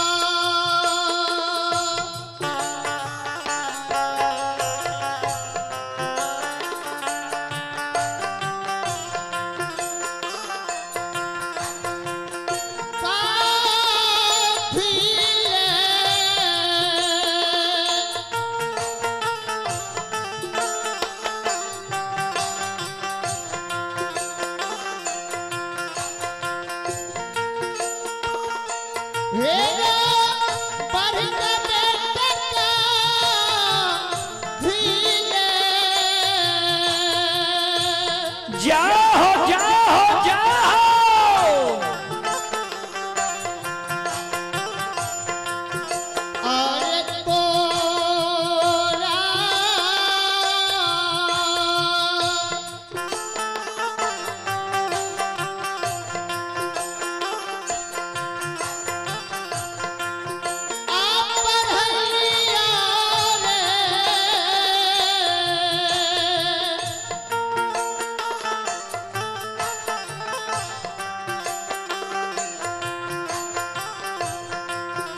मेरे मधा का बेटा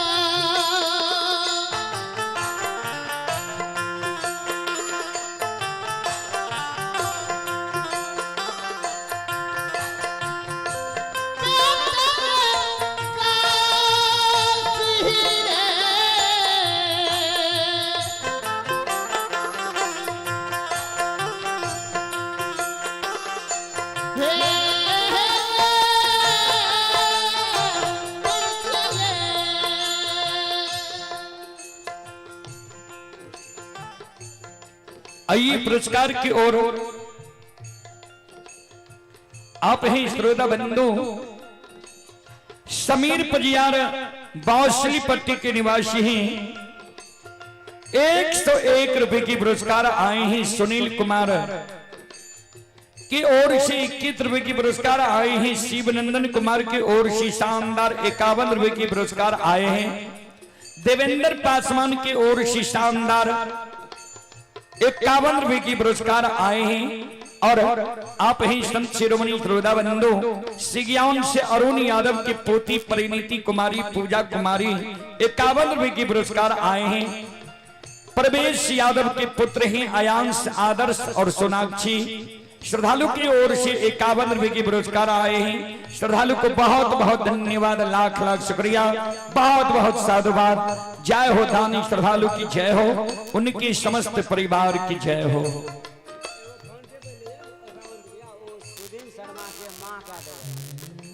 सुनील शर्मा के माता जी की ओर से श्रद्धा के साथ बड़े उदार दिल से 51 रुपए की पुरस्कार आए हैं। श्रद्धालु को बहुत बहुत धन्यवाद लाख लाख शुक्रिया बहुत बहुत साधुवाद।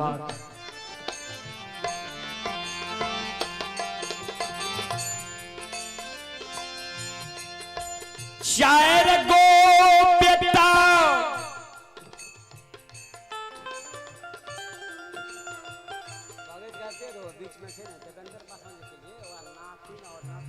लिख के नहीं हो लिख के नहीं हो कहबे भूल जेबे तो कहबे की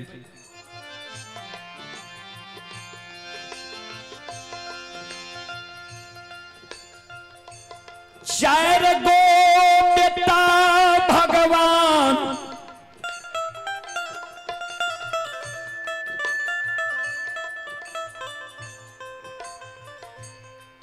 हमरा कोई खसे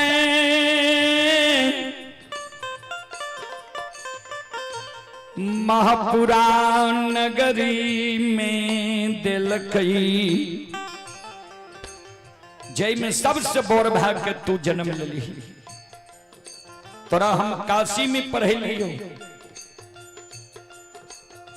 मन में इच्छा रहे जे चारों बेटा के पढ़ावी वह संपत्ति भगवान नहीं देने रहे अंतिम निर्णय ले लिए जे चार में जे एको गो बेटा के पढ़ा लेबे वो बेटा शिक्षित ज्ञानी भाई ते तीन गो बेटा जब मूर्खो रह जेते ने एगो बड़का पढ़लका बेटा तीनों छोटका मूर्खा के बुझा के समझा के घूंघट के रखते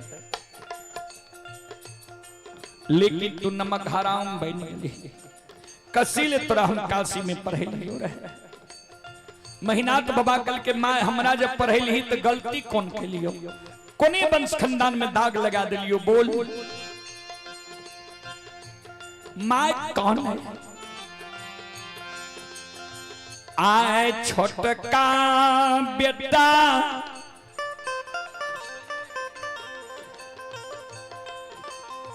लछन के तू की कहीं दिलही है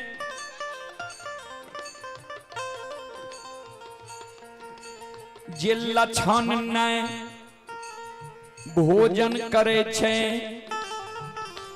अन्ने दूध पिए छे आज जे लछन कानब काने छे जय दिन कारू मरले रहे वो दिन एहन कानब लछन नहीं काने रहे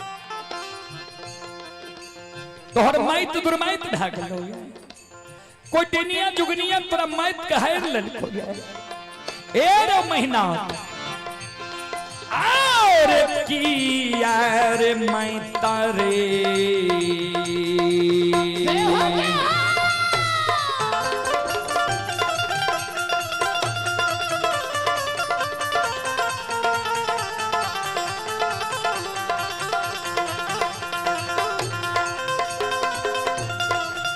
ये रो महीना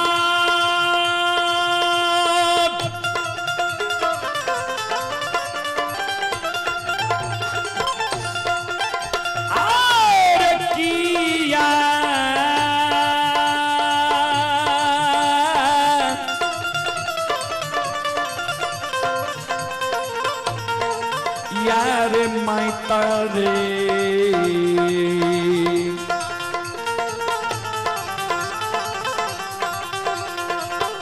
हेरे दुरमाइता भेलो बड़का बेटा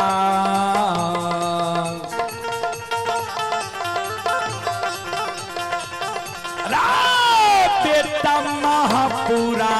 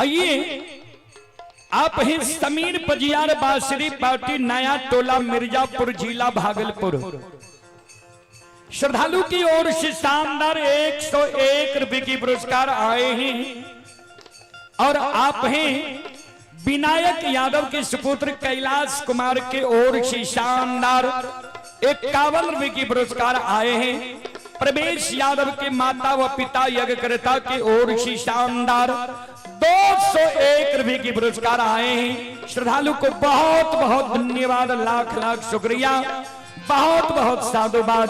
जय हो दानी श्रद्धालु की जय हो, जय हो दानी श्रद्धालु के समस्त परिवार की जय हो।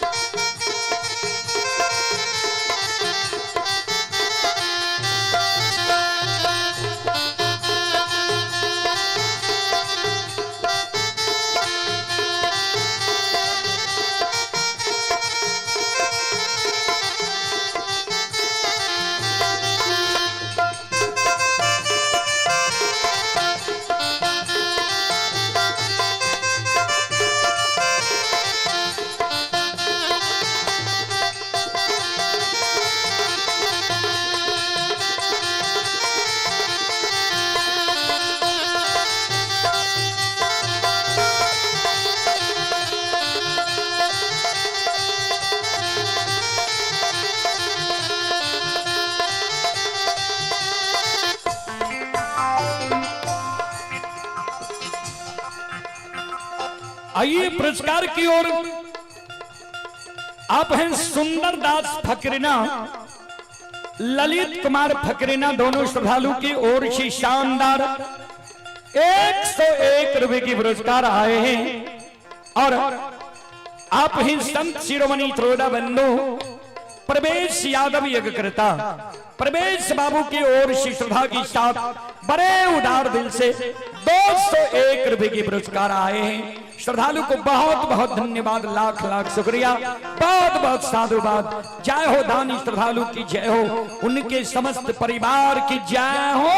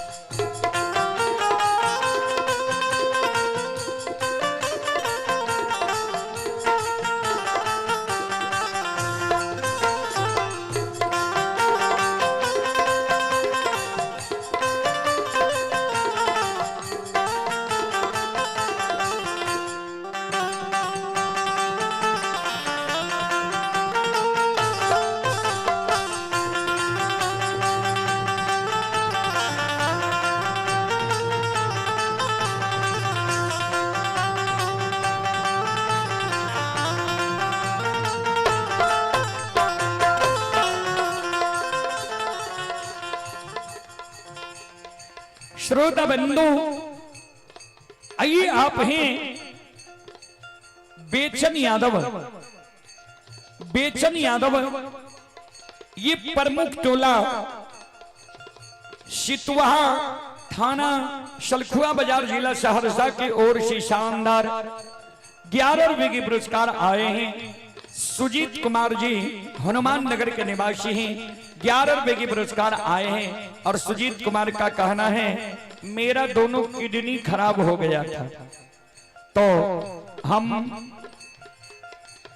हरिद्वार रामदेव बाबा के पतंजलि योग पीठ गए, वहां से मेरा दोनों किडनी ठीक हो गया। अगर आप लोगों में भी किसी को ऐसा परेशानी हो तो आप पतंजलि योग पीठ जा करके वहां से हो सकता है आपका किडनी ठीक हो सकता है। आइए प्रवेश यादव, भवेश यादव, अभिषेक कुमार यज्ञ करता तीनों श्रद्धालु की ओर से शानदार 201 रुपए के पुरस्कार आए हैं। श्रद्धालु को बहुत बहुत धन्यवाद, लाख लाख शुक्रिया, बहुत बहुत साधुवाद। जय हो दानी श्रद्धालु की जय हो, उनके समस्त परिवार की जय हो।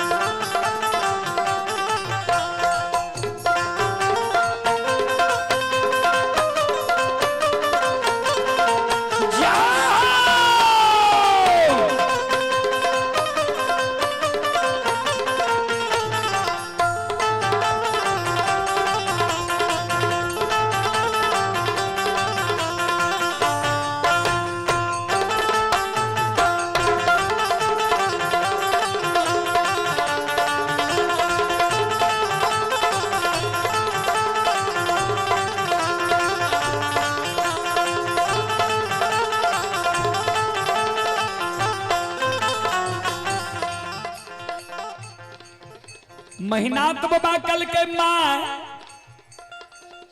समझ गलियो तू कतैल ही है, लक्षणा के पैरवी में हमरा लगली है।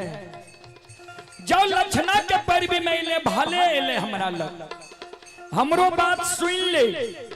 दुश्मन कारू के पूजा करे छो, नाम जपे छो, हमरा मुहा मुही कह दे को सब बात मान लब, एगो बात नहीं मानब, कारू भैया के पूजा नहीं छोड़ब। दुश्मन ल 7 गा चंदन के चेला चिरा के ढेर लगे लियो ये, काल 12 बजे दिन में दुश्मन के आग में जला के मारबो। हमरा लग जाइली है जे लक्षण के कहबे, महीनाथ पंडित के कहबे भाई छियो आग में नहीं जलाही त माय ध्यान से सुन ले, तोरा कोई से जन्म ले लियो ये, जय दिन से बुझे समझे वाला भलिए तोहर सब बात हम मान लियो ये, फिर तोहर बात हम मानबो। लेकिन आज जे लक्षणा के विषय में हमरा कहबी जे भाई छियो आग में नहीं जलाही त आय तोहर एको गो बात नहीं मानबो। आओ ये को गई बात नहीं,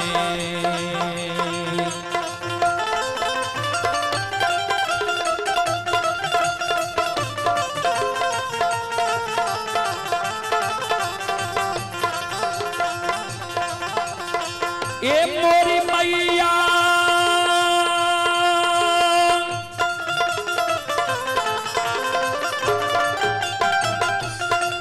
आओ ये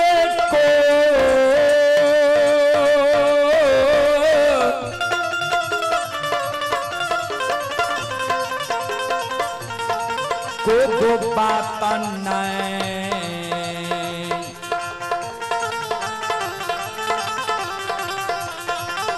ये गई मानबोगे माता जी,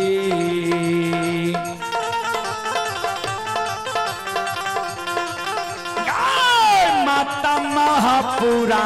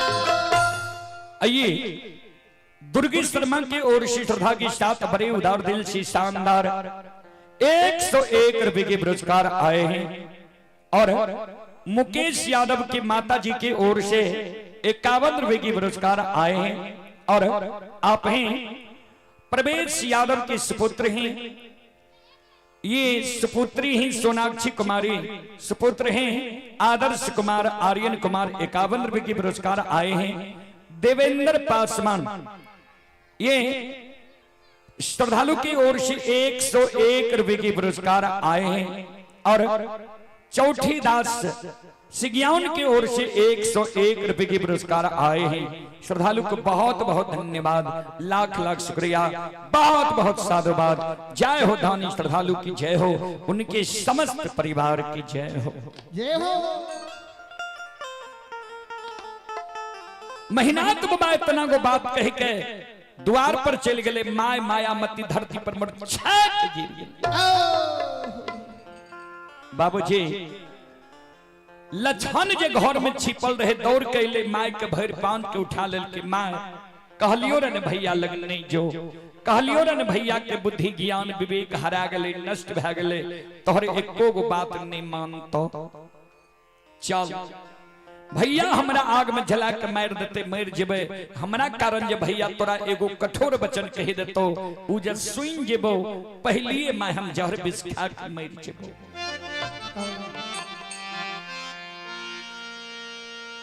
माय के साथ लगैने लछन आंगन ले जाय छे।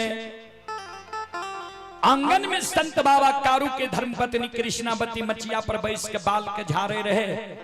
लछन भाभी माँ के चरण में गिर के काने लागले, भाभी माँ, भाभी और देवार के नाता टूट जैता,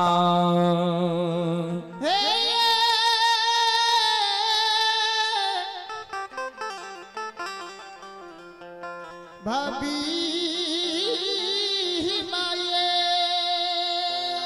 कृष्णावती कल के किया भाभी देवर के नाता टूटते, सारी बात लक्षण बतावे जे कारू भैया के पूजा जे करे छिए ओई कारण बड़का भैया हमरा लिए 7 गाछ चंदन के चेला चिरा के ढेर लगा देल के ये काल 12 बजे दिन में हमरा आग में जला के मार देते।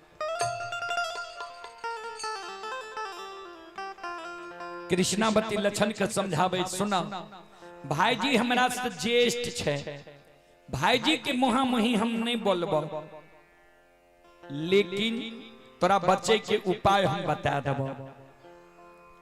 भाईजी जब तोरा पर क्रोधित छ तो भाईजी के आंख से ओझल तू महीना 6 महीना साल भर बह जा, कोनो कर कुटमैत रिश्तेदारी चल जा, नहीं कहीं जेबो ने हमरे नैहर बिजुलिया चल जा, 6 महीना साल भर रही हो, भैया के गुस्सा शांत भ जाए तो लौट के चले हो। लक्षण मन में सोचे भाभी माँ हमारा ठीके कहिए।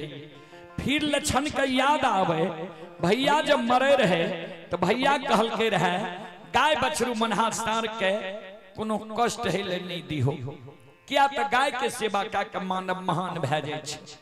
हम जब भाग जेबे गाय के कोनो कष्ट हेते पाप हमरे लाग जेते, तो भागे से पहले गाय बछरू से जाय छी क्षमा मांग लेबे तब हम भाग जेबे। लछन कानल काना लहठा बथान पर जाय छै,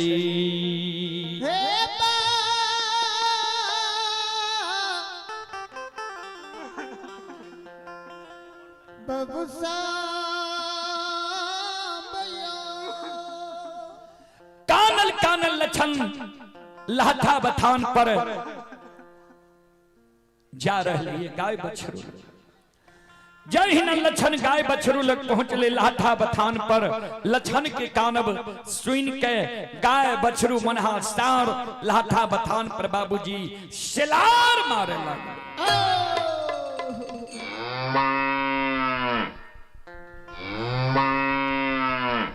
श्रोता बंधु गाय शिलार मारे बछरू शिलार मार रहे, बड़ा शौक से कारू बाबा मनहासार के पोसने रहे। दौड़ के मनहासार चले ले लक्षण लग मनहासार कारू बाबा और लक्षण बाबा के बोली भाषा के बुझे रहे। मनहासार के बोली भाषा के भी कारू बाबा और लक्षण बाबा बुझे रहे। अढ़ाई दिन के बोर रहे लक्षण से मनहासार दौड़ के मनहासार चले ले लक्षण लगे हे रे लक्षण तुरंत हमरा मैया धिये के रोक के आंगन गेली आंगन से काम ले ली की भेलो तोरा क्या आंसू गिरे छो के की कहल को मनहासार के गला में गला मिल लक्षण कैन रहलिए मनहा भैया हो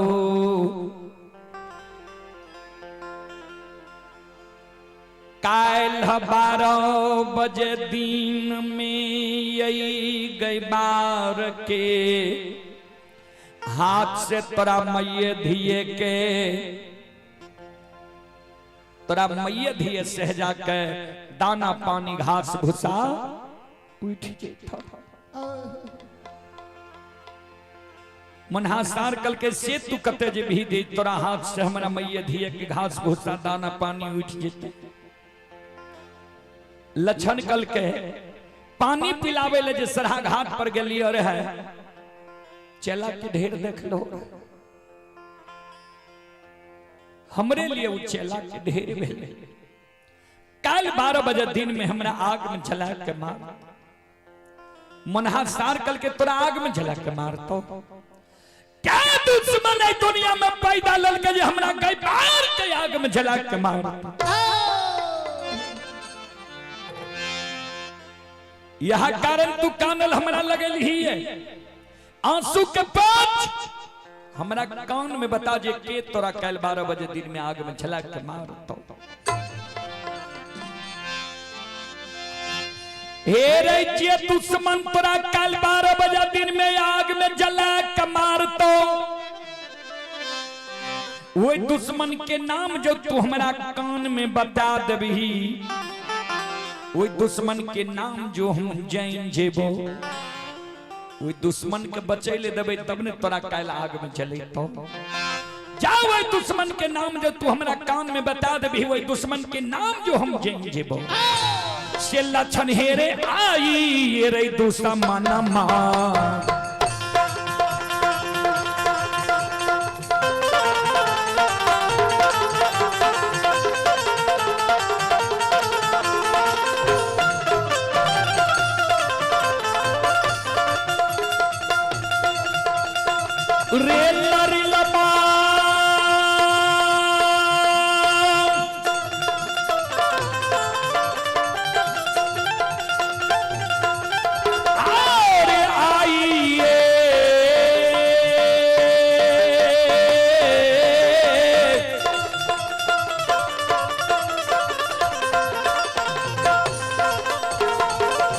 दुश्मनमा के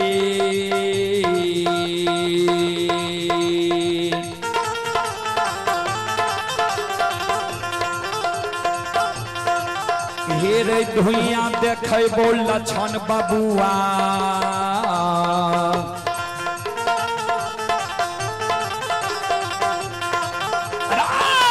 लक्षण महापुरा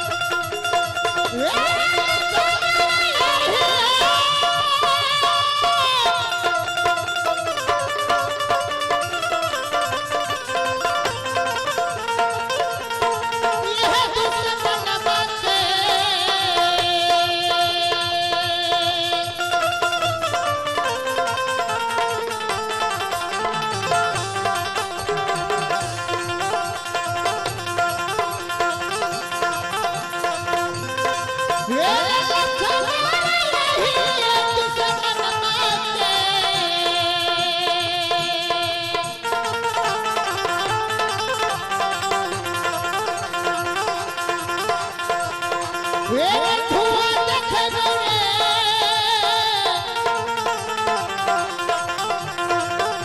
वे लछना बाबू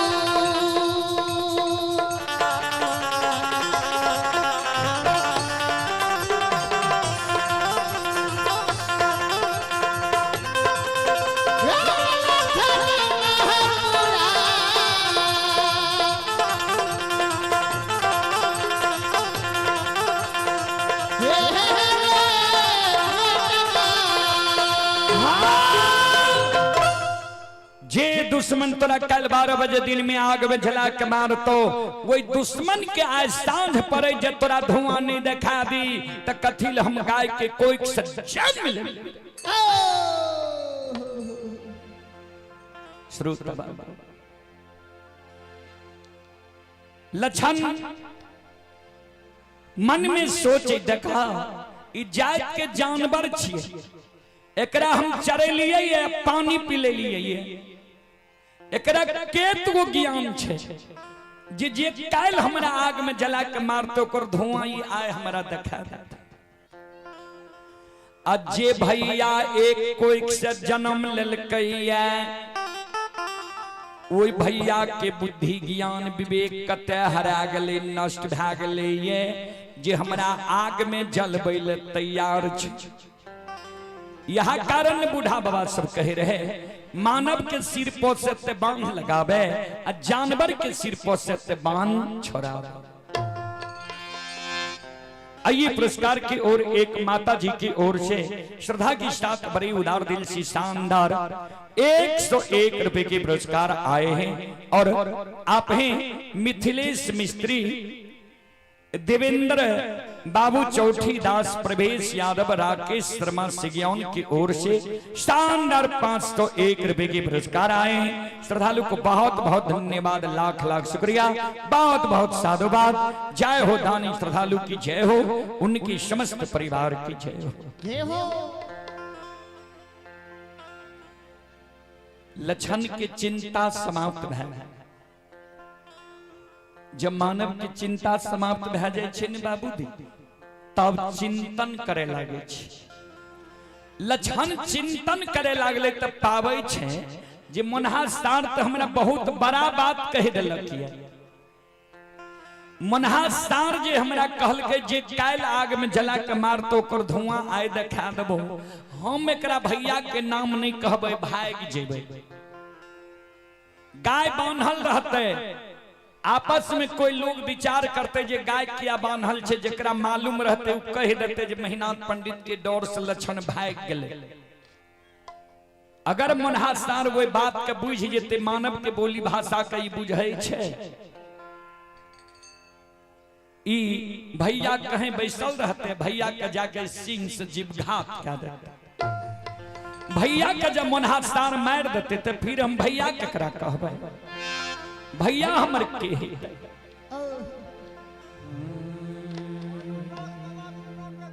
आइए कैलूदास बाबा सिगियौन की ओर से 11 रुपए के पुरस्कार आए हैं। श्रद्धालु को बहुत बहुत धन्यवाद, लाख लाख शुक्रिया, बहुत बहुत साधुवाद। तो लक्षण कहे फिर हम भैया केकरा कहब। कभी लिखा लिखे नहीं है, जो तो को काटा बुए ताही बो तू फूल। देखियो लक्षण के लिए महीनाथ पंडित चेला चिरेल के आग में जलवे के कारण लक्षण मन में सोचे छे जे आप भैया के मनहा सार से बचेबे कोना।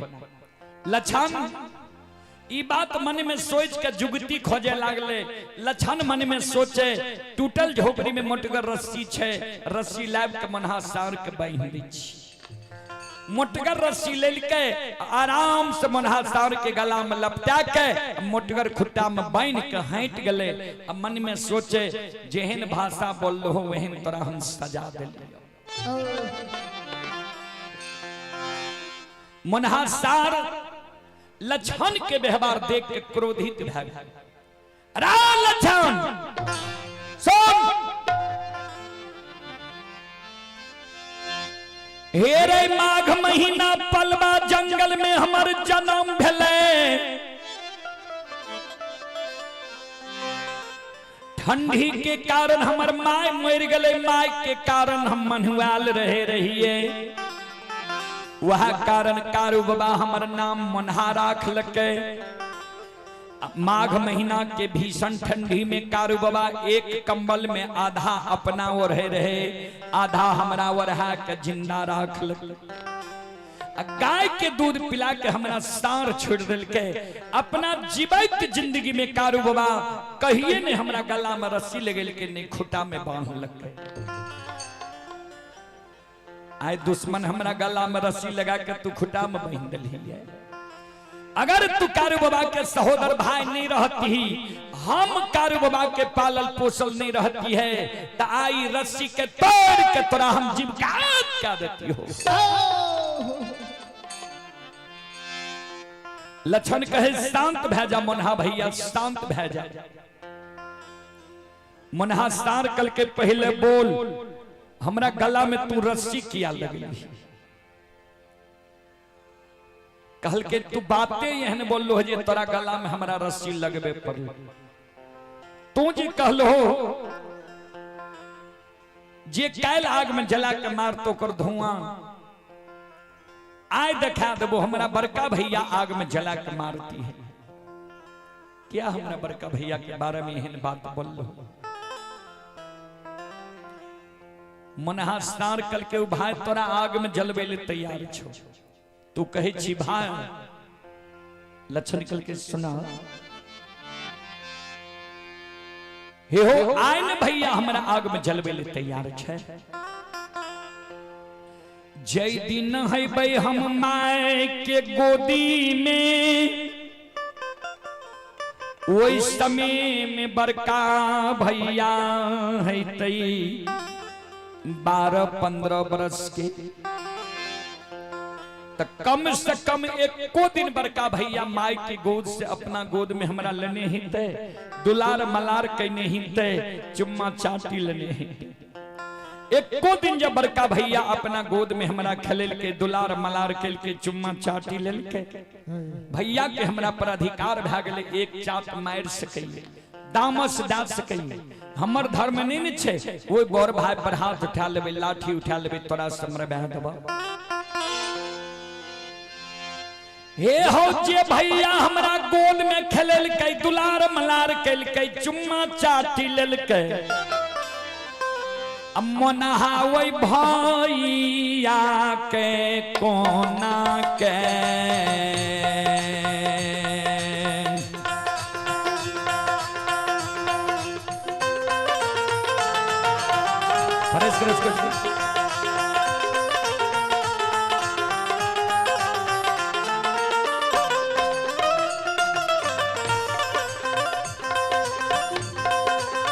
मोन्हा वही भैया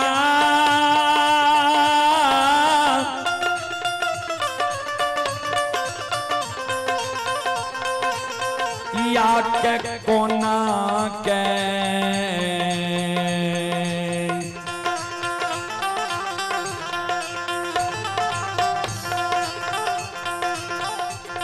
मरबई बई हो।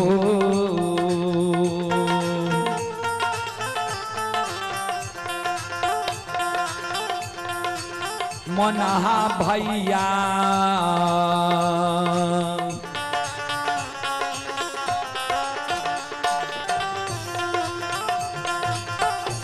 हे हो केकरा कहबै भैया माँ,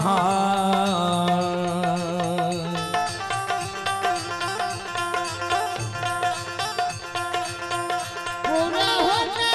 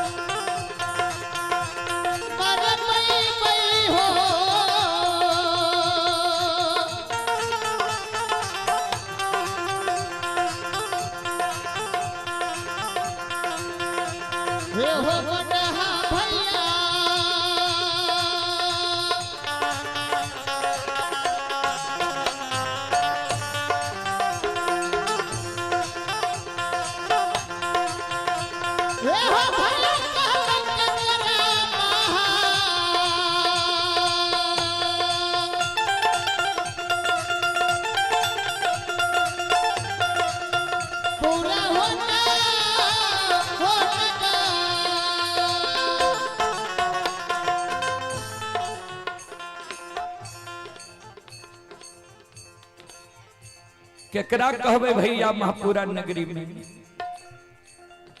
सुना, भैया के डर से हम भागल जा रही। हमरा भैया पर तो नजर उठा कर नहीं देखी हो, तोरा अच्छा नहीं।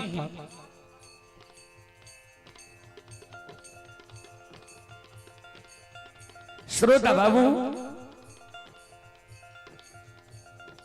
वही जगह से लक्षण मन में सोचे, भाभी कल के हमारा नैहर बिजुलिया चल जाइ हो।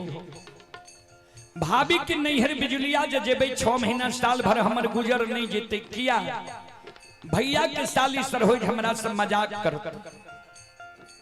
ऐसा अच्छा हमर मामा जा आवे रहे तो मामा कहे रहे कारू लक्षण एहन भगना जननी हाल में बैस जाए, आधा संपत्ति कारू लक्षण के नाम हम लिख देबै।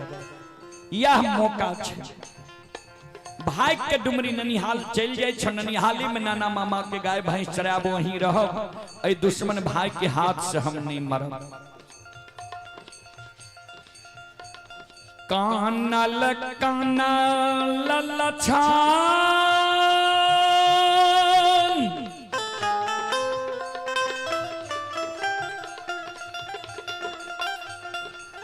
डुमरी ननिहाल के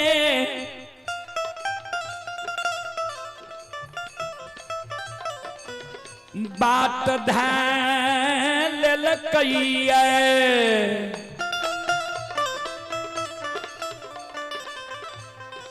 जाते जाते महापुरा से 2.5 किलोमीटर पश्चिम गले मररिया खापट सूर्यास्त भै गले। लक्षण मन में सोचे, डुमरी ननिहाल बहुत दूर छे, नहीं जा सकबै। वही मररिया खापट में लक्षण के याद चले ले कारू बाबा जे भैया जे कल के मरे के बेर में मरलो में पूजा करबी तो भाई बहन के रहबो। वह बेमनमा भाई के पूजा करे के कारण ने आए दर दर के ठोकर खा रहे भागल घुरे। वह बेमनमा भाई के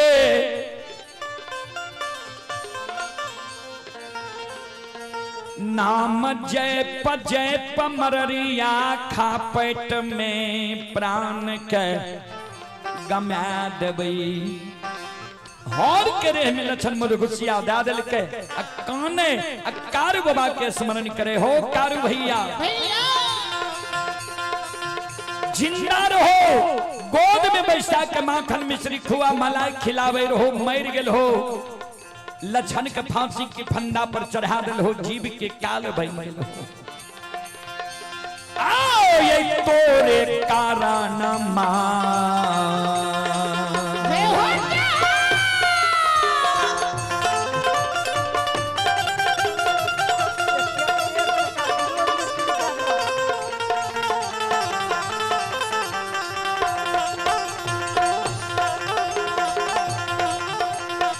हो भैया कारू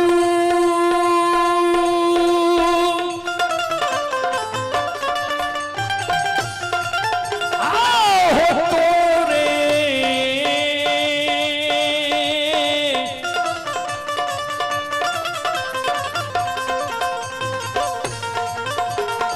रे हो कारण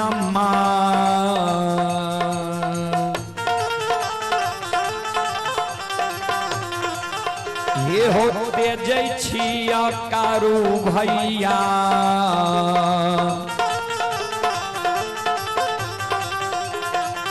आते जय छिया हमें हो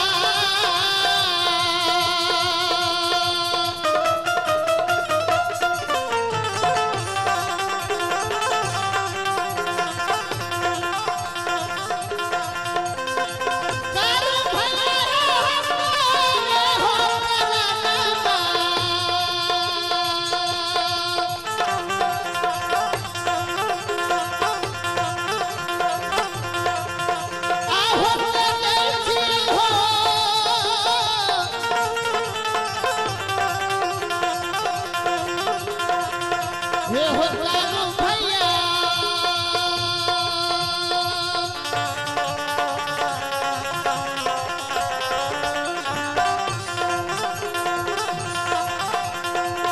हे हो तेरे खेहा में हो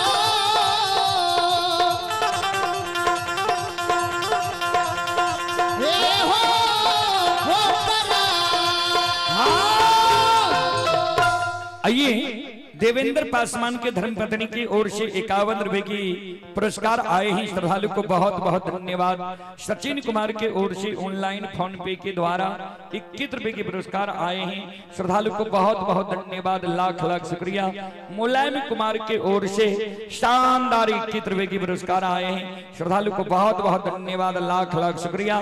विनोद कुमार के ओर से शानदार 101 रुपए की पुरस्कार आए हैं। श्रद्धालु को बहुत बहुत धन्यवाद। पप्पू भगत के पूजनीय माता जी के ओर से 51 रुपए की पुरस्कार आए हैं। श्रद्धालु को बहुत बहुत धन्यवाद, लाख लाख शुक्रिया, बहुत बहुत साधुवाद। हे हो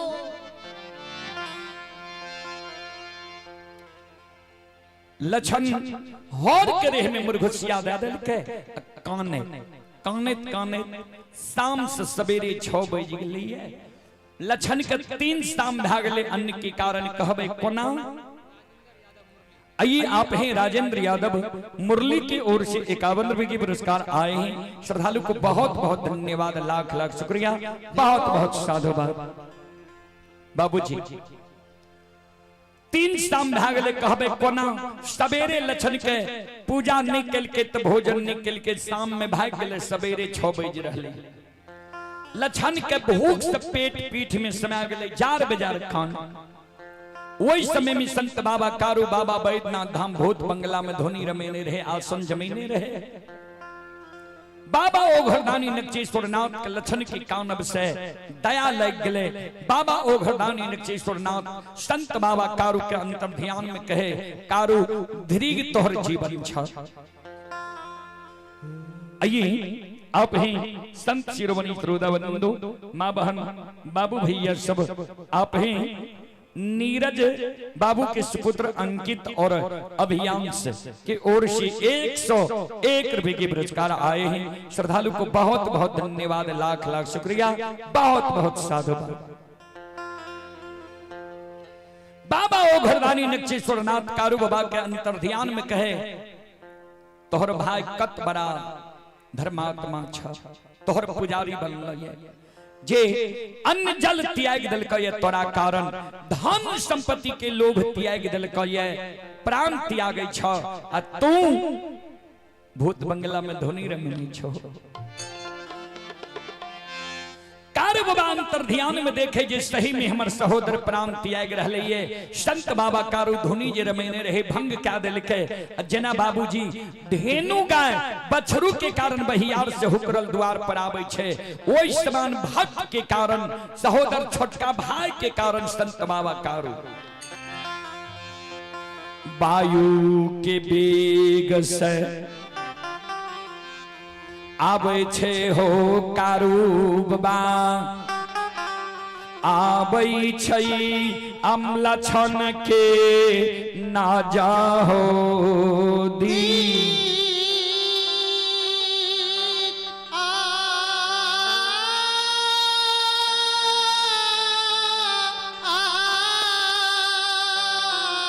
अघरिये छन में हो पहुँच गेलई लछन के ना जाहो दी।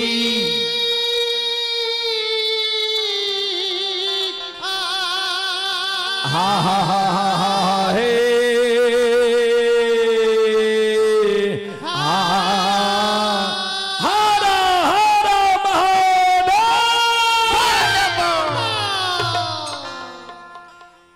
छन पलक में संत बाबा कारू लछन के नजदीक पहुंच गए। लछन के भैर 5 के पकड़ के गोद में ला ले। कारू बाबा के गोद से उतर के लछन भाग के छोड़ तो किया मररिया खा पाते। कारू बाबा कहे लछन हम तोहर सहोदर भाई छियो का लक्षण खान कारू भैया हमर मैर गेलई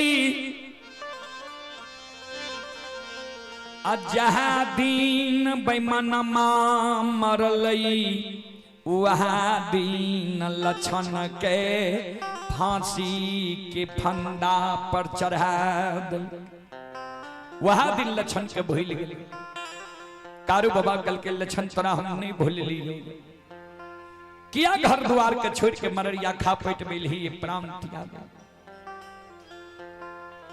सारी बात लक्षण बतावे तोहर जे पूजा करे छिया ओई कारण बड़का भैया 7 का चंदन के चेला चिरा के ढेर लगे लिखिए हमरा आय 12 बजे दिन में आग में जला के मार कारू बाबा कल के रे दुश्मन 7 दिन तू हमरे साथ में रहले हमरा मरम के तू नहीं जान ले जाए बड़का भैया पूरा आग में जलवे चेला चिरेल को चेला पर जाके बैठ जेती है कहती है बड़का भैया के आग लगवे तोहर के एगो रुआ जेर जेती हो बाल बाका भा जेती हो तू कारू के पूजा करना छोड़ देती है नाम लेना भूल चल बोझी में स्नान कर धोती के वरना पिन्ना कर चल चेला पर बैठ जाइए लक्षण निकल के सुना मर गल हो भूत भा गल हो जिंदा में जे वचन दिल हो वचन तोहर पूरा नहीं भेल मर गल हो भूत भा गल हो भूतों के लोग विश्वास करे छे आब तोरा बात के हमरा विश्वास नहीं होई छ कारू बाबा कल के तो विश्वास तोरा कोना है तू से बोल कल के जे ओघरदानी नक्षेश्वरनाथ तोरा वरदान दिल के जकरा वरदान से एक बड़ा महान बन गेल हो उ नक्षेश्वरनाथ जब मररिया खा पेट आब के हमरा कहे लक्षण चल चला में बैठ जी हम तब जेब नहीं ते नहीं जेब संत बाबा कारू बाबा ओघरदानी नक्षेश्वरनाथ के स्मरण करे गुरुदेव एक बार लक्षण के दर्शन दियो नहीं तो हमारा नाम में आए लोग थूकते संत बाबा कारू के स्मरण से बाबा ओघरदानी नक्षेश्वरनाथ बसा पिट सवार होय छे हाथ में त्रिशूल डमरू ललके डिम डिम डिम डिम डमरू बजेनी बाबा ओघरदानी नक्षेश्वरनाथ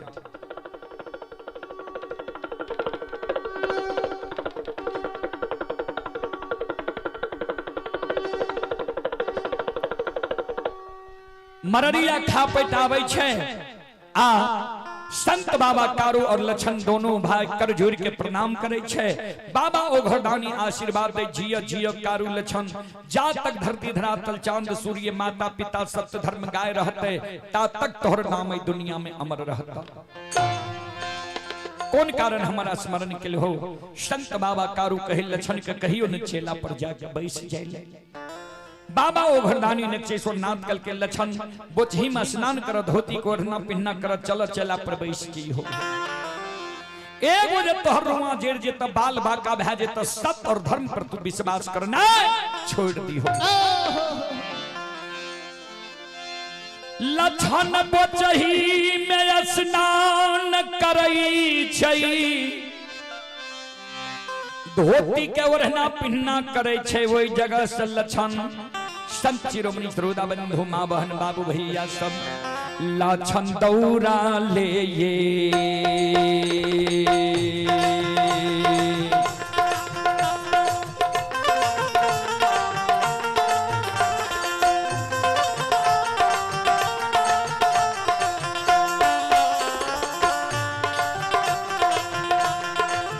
हो तू लरुआ हो तोरा ले हो तोरा ले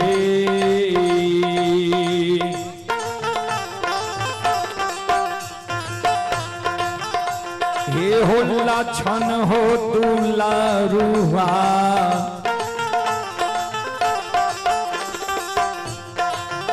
हे हो जाय छै महापुरा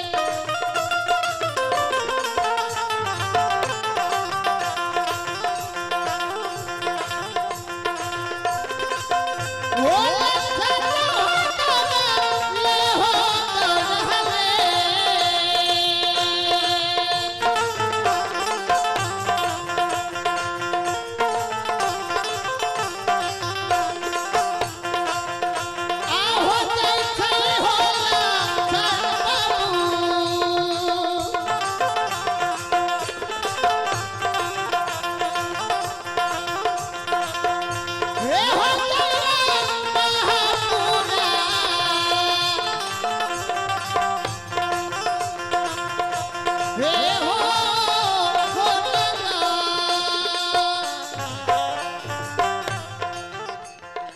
दौड़ल दौड़ल लक्षण महापुरा नगरी जा रही है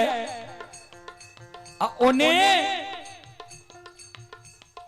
श्रोता बंधु महापुरा नगरी में महिनाथ बाबा मन में सोचे दुश्मन लजा चेला चिरा दिलिए दुश्मन भाग के गलै कते आब दुश्मन के डर भेल हेते आब दुश्मन भाग के हमरा लगैते हमरा पैर पर गिर के हमरा कहते भैया माफ क्या दो निकारू के पूजा करब नहीं नाम लेब ई बात महिनाथ बाबा सोच रहे है। लक्षण सीधा महिनाथ बाबा लग पहुंच गए दोनों कर जोड़ के महिनाथ बाबा के चरण में प्रणाम करे महिनाथ बाबा के कहे बड़का भैया आज तोहर मन भेलो जे लक्षण के आग में जला के मारबे हम जले ले तैयार छिय तोरा वो चेला में जे देने हो घी तिल जौ मौद मखान ज्वलनशील पदार्थ दो हम जले ले तैयार छिय एहन नहीं हुए जे तोहर सब अधूरा रह जाए।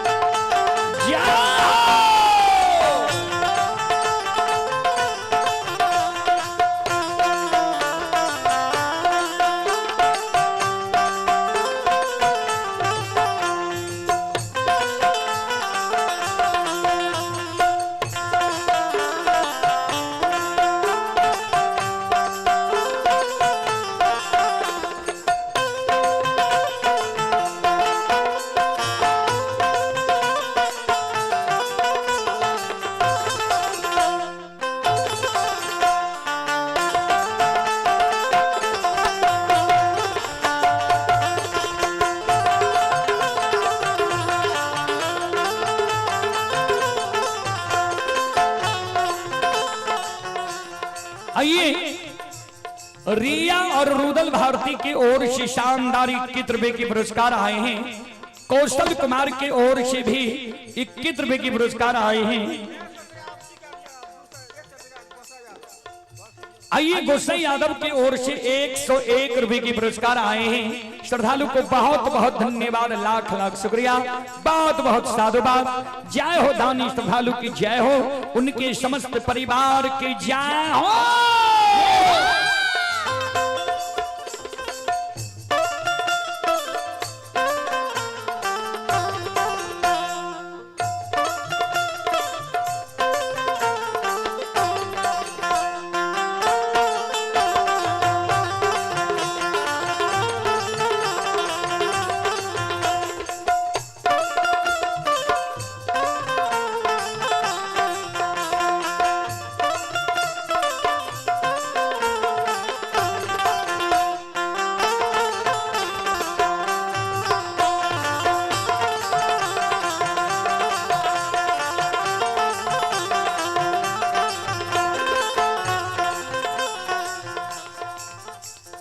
शिरोमणि श्रोता बंधु महिनाथ बाबा मन में सोचे, हम तो सोचे रहिए दुश्मन क्षमा मांगते आ ई दुश्मन हमरा धिक्कार मारे छे, जे देना छ दो जले ले तैयार छिया।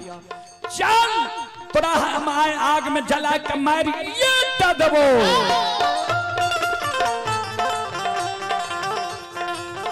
अपने से लक्षण जाकर 7 गाछ चंदन के चेला पर बैठ गई है। अब महिनाथ बाबा अपने से आग लगबै ले जाए छे।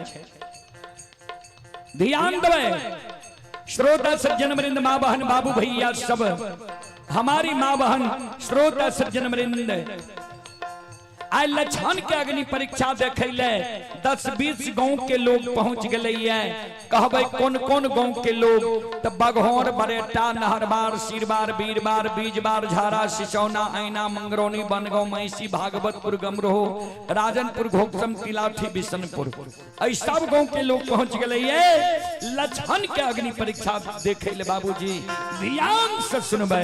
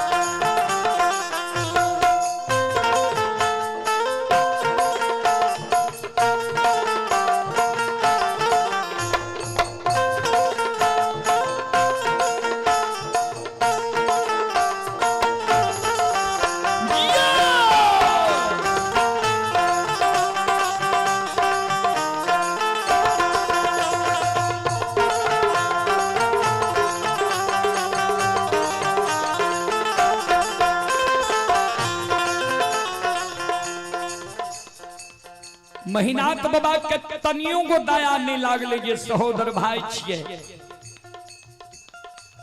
भाई सन ही तनय भाई सन दुश्मन नहीं। हाँ ये घुइमी ये घुइमा के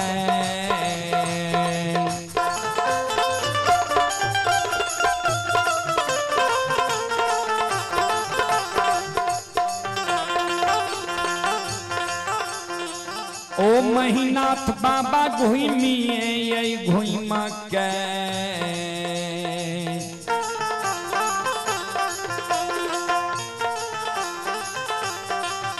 हे हो अगिया लगाबै महीनाथ बाबा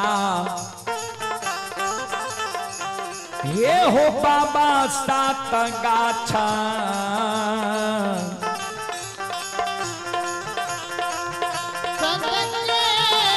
चेला में घूम घूम के महीनाथ बाबा सात गा चंदन के चेला में बाबूजी आग लगा दिल के है। जहिना सात गा चंदन के चेला में आग लागे छे आग धो धो करे लागे छे।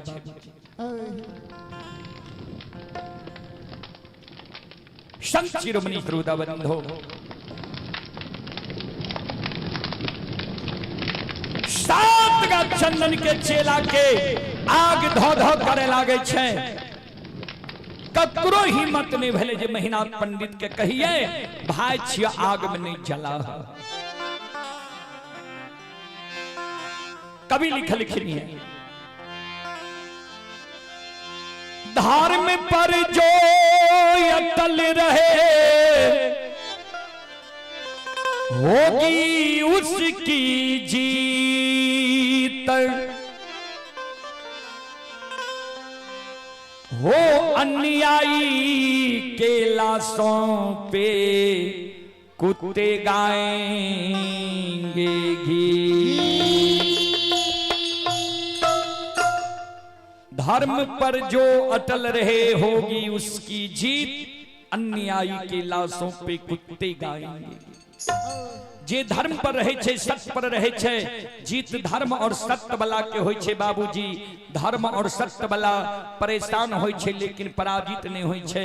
धर्म और सत्य वाला के कभी हार नहीं होय छे। फिर कवि लिखल भक्त प्रेम के पाले पर कर प्रभु को नियम बदलते देखा। भक्त प्रेम के पाले पर कर प्रभु को नियम बदलते देखा। भक्त के बस में पैर के आए अग्निदेव आपन मान सम्मान के टाल दल के ये बाबूजी भक्त के मान सम्मान बचावे के कारण भक्त प्रेम के पाले पर कर प्रभु को नियम बदलते देखा। हो अपना मान टले तो टले अपना मान टले तो टले भक्तों के मान न टलते देखा।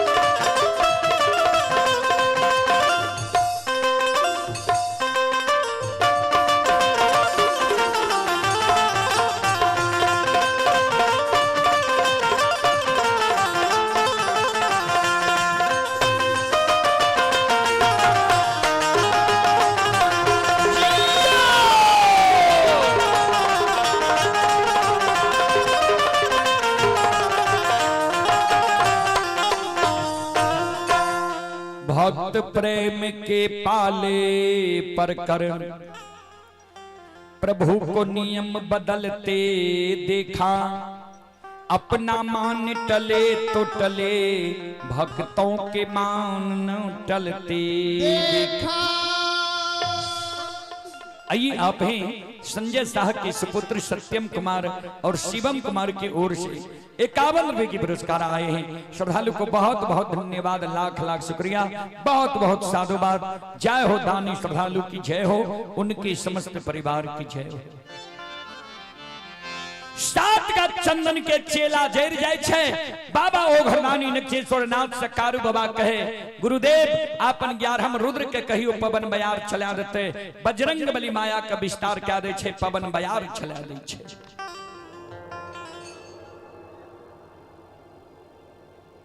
बाबूजी जय न पवन बयार चले छे, सात का चंदन के चेला के राख उड़ जाय छे। चलो सात का चंदन के चेला से लक्षण बाहर हेते, असत्य पर सत्य के विजय हेते, अधर्म पर धर्म के विजय हेते। ऐ कारण एक बार हम सब श्रोता बंधु मां बहन से आग्रह करबे, एक बार यहों सब दोनों हाथ से ताली बजा के मुखार वृंद से एक बार भगवान के मना लियो, जे भगवान लक्षण के साथ का चंदन के चेला से बाहर कर दे। आइए अनिरुद्ध यादव की ओर से शानदार 21 रुपए की पुरस्कार आए हैं। श्रद्धालु को बहुत बहुत धन्यवाद, लाख लाख शुक्रिया, बहुत बहुत साधुवाद। चलो एक बार भगवान के नाम पर दोनों हाथ ऊपर करियो, सब श्रोता बंधु मां बहन, और सबसे आग्रह करबे, सब मिलके ताली बजेबे, सब मिलके गएबे, सब एक साथ बोलो राम सिया राम जय जय राम।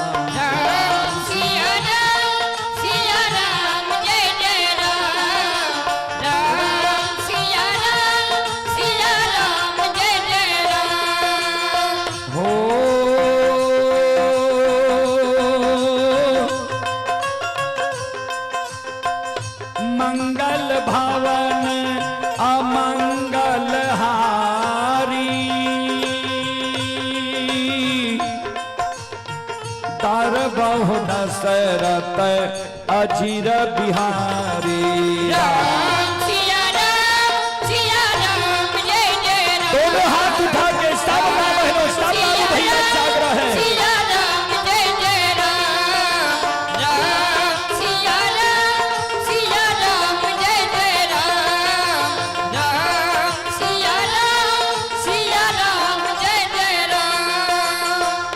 आइए आप ही संतोष यादव की ओर से 21 रुपए की पुरस्कार आए हैं।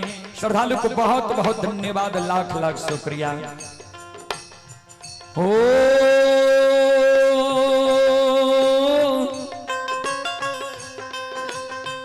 दीन दयाल बिरध संभारी, हरहु नाथ मम संकट भारी। राम सिया राम जय जय राम, राम सिया राम जय जय राम, राम सिया राम जय जय राम। आइए शोमन कुमार की ओर से 51 रुपए की पुरस्कार आए हैं। श्रद्धालु को बहुत बहुत धन्यवाद, लाख लाख शुक्रिया, बहुत बहुत साधुवाद। हो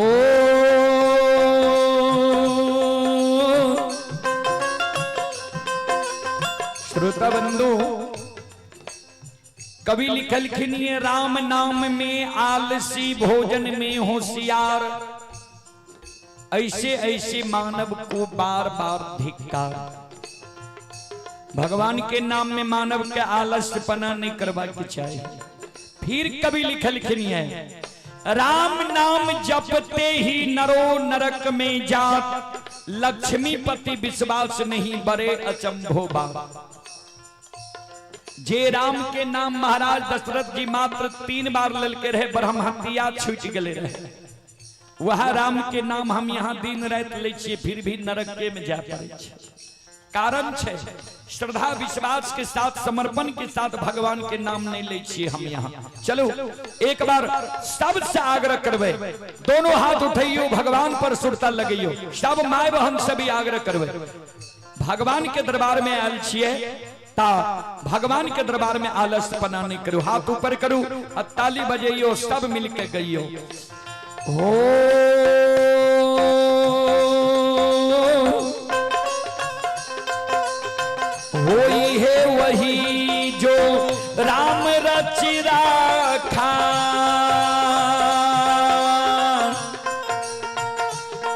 करी तर्क बढ़ा बही शाखा सिया राम सिया राम जय हो राम सिया राम जय जय राम सिया राम जय जय राम हो धीरज धारा में मित्र अरुणारी आपत्ति काल बरे खहु चारी राम सिया राम जय राम सिया राम जय जय राम सिया राम जय जय राम दोनों हाथ उठा के जय हो राम सिया राम जय जय राम सिया राम जय जय राम बोल बोल सच्चे दरबार की भक्ति और भगवान की महारुद्र बजरंग बली की संत बाबा कारू खिदारी की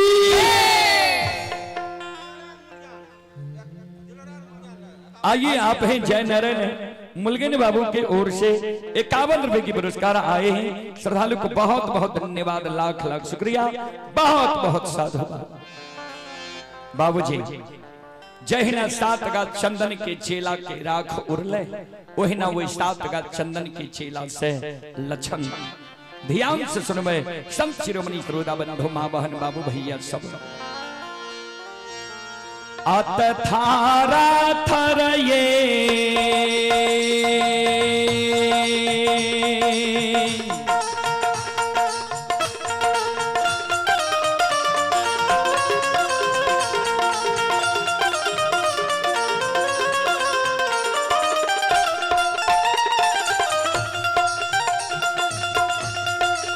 लछन लरलना हो थर थर का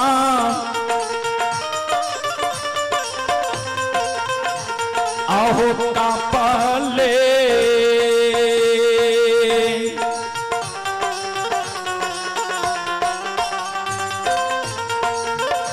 ए हो बाहर होई छई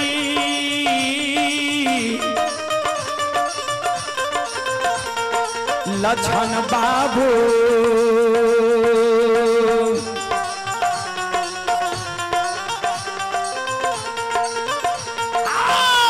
लछन सात गाछा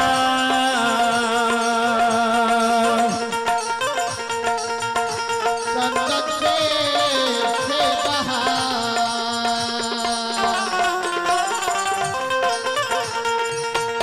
हे बहा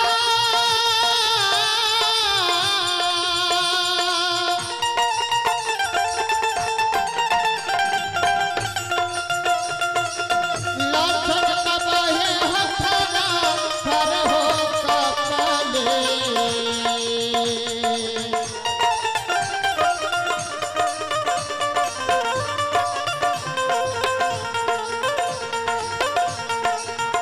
लक्षण कबहे तर हो कपले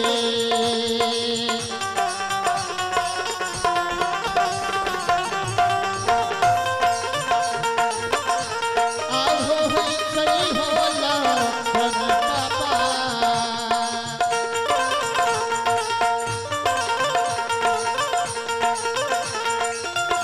हे होला यो साता गाथा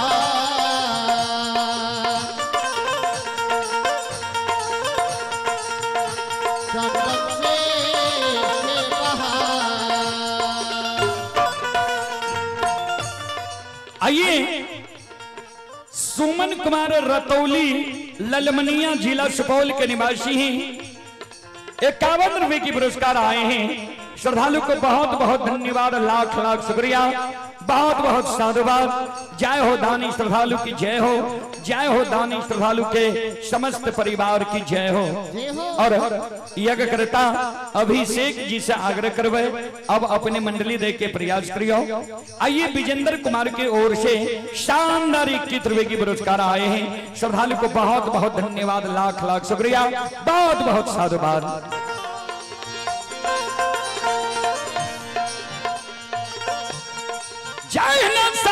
चंदन के चेला से लक्षण बाहर होई छे, चारों बगल से जे दर्शक रहे कारु बाबा के जय जयकार करे लागले। बोल बोल संत बाबा कारु खिरारी की।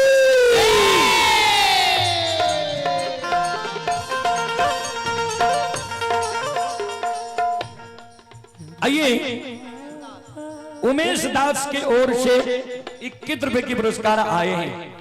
और पजियार शिरोमणि जयप्रकाश बाबू, पजियार शिरोमणि जयप्रकाश बाबू आपसे आग्रह है आप अपने मंडली के साथ धर्म खोज में प्रवेश करने की प्रयास करें।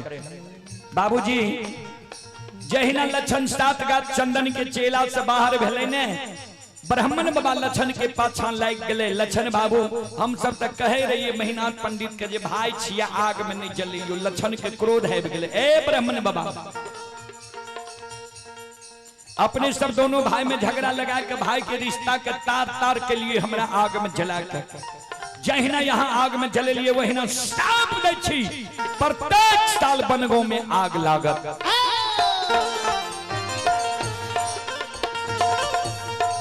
दार के चले रे महीनात बाबा लक्षण हम नहीं जाने रही तू धर्मात्मा छे। कल के यह कारण बाबा तोरा काशी में पढ़ल कर सहोदर भाई के आग में जलबे के कारण हे हो मापुरा धर्म देश छिए तोहर आत्मा छ निर्दयी वाला, तोरा एहन निर्दयी आत्मा वाला मानव के बात महापुरा नगरी में नहीं हेते। तोहर बात तोहर सासुर परस बनना में हेतो, अब परस बनने में तोहर वंश खानदान चलता। महीनात बाबा के वंश खानदान परस बनने में चले ले बाबूजी। लक्षण बाबा के ये अग्नि परीक्षा प्रसंग यह जगह समाप्त हो छे। वह दिन से लक्षण कारु बाबा के पूजा करे लागले, जकरा जे कह दे सदा सत्य भे जाए।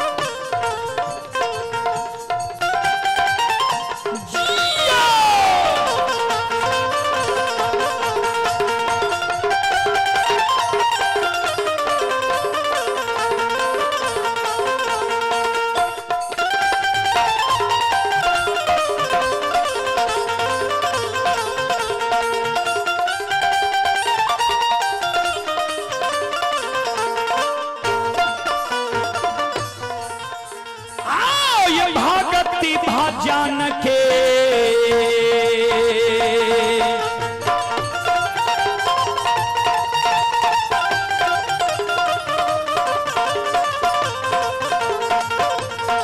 हे यो भगति के बस भगवान बसई छे, हे यो भगति के बस भगवान बसई छे। ये सब बाबा के भगति करल के मन तो धन से भजबे करल के ओकर बेड़ा पार करल का।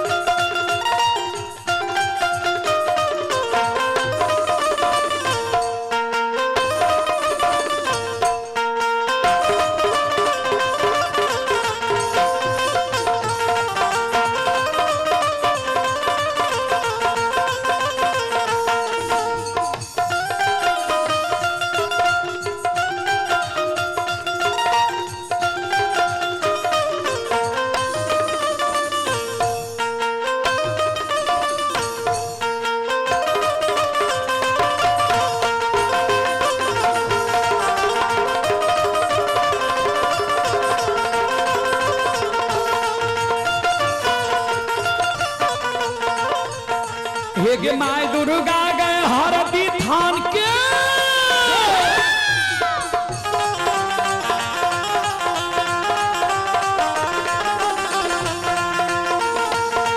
ये माय दुर्गा गए हरदी थान के माय भगवती के महीना गाम के ये गई माय बिसहरी दीवारी थान के ये माँ तारा गे महिषी धाम माँ गंगा गे मानसी घाट माँ कत्यानी गे रेलवे काट के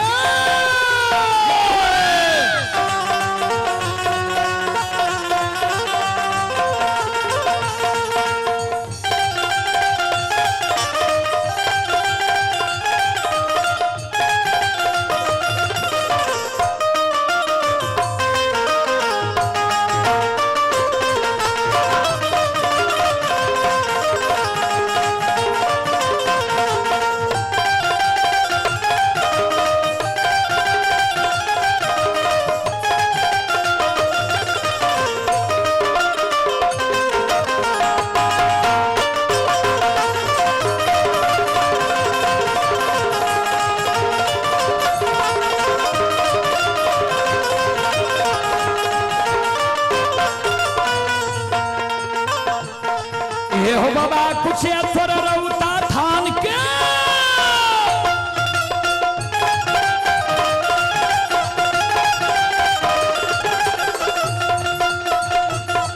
ये हो बाबा कुछ असर रौता थान के बाबा करू महापुरा ये धान के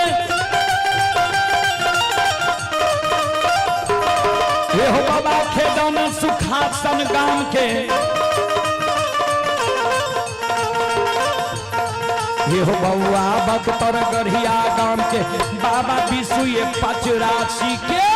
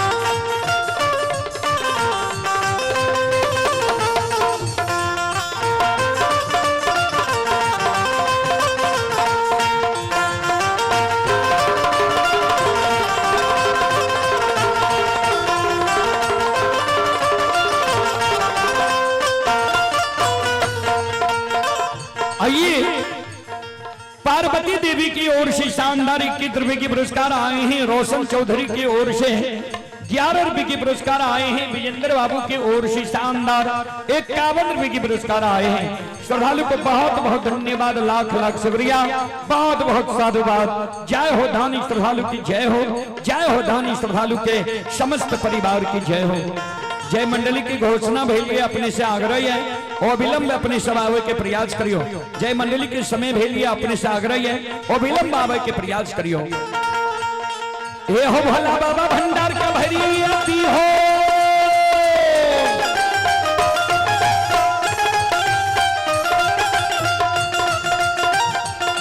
ये हो भला बाबा भंडार का भरी आती हो, ज्ञान के दीप सरस्वती जलाई हो।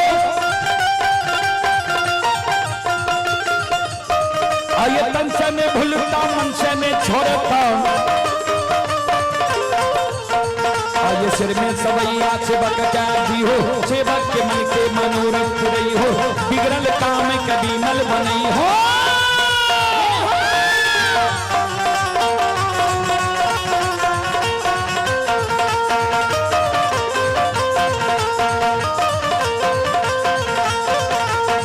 आये धर्म के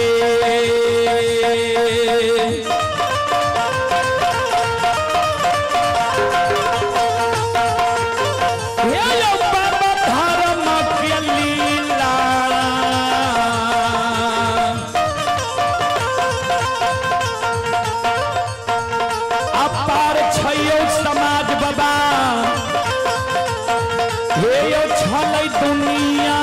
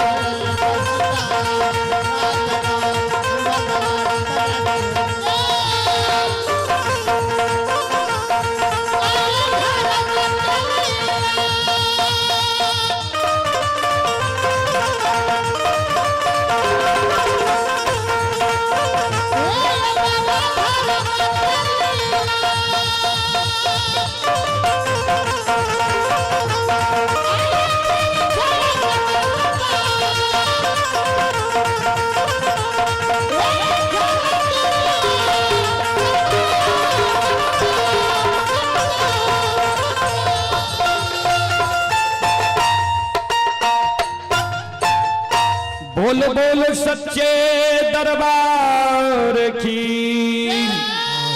चलो अपने सब श्रोता बंधु माँ बहन से अब क्षमा चाह माफ करियो। फिर सेवा के मौका मिलते कभी हम सेवा करे के प्रयास करब। अपने सब सुन लो। माँ भगवती धर्मगाथा भगत मंडली गायक रूदल पजियार ग्राम पंचायत बेलवारा प्रखंड सिमने बत्यारपुर जिला सहरसा जय नन्हा मुन्हा बाल कलाकार के स्वर में अपने सब बार बार Rudal Pajiyar YouTube channel Facebook page के जरिए भक्ति प्रसारण सुने हुए अपने सब श्रोता बंधु माँ बहन से क्षमा चाह माफ करियो। फिर सेवा के मौका मिलते हम सेवा करे के प्रयास करब। जय बाबा धर्मराज, जय बाबा बजरंगबली, जय हिंद, जय भारत, जय संत, जय समाज।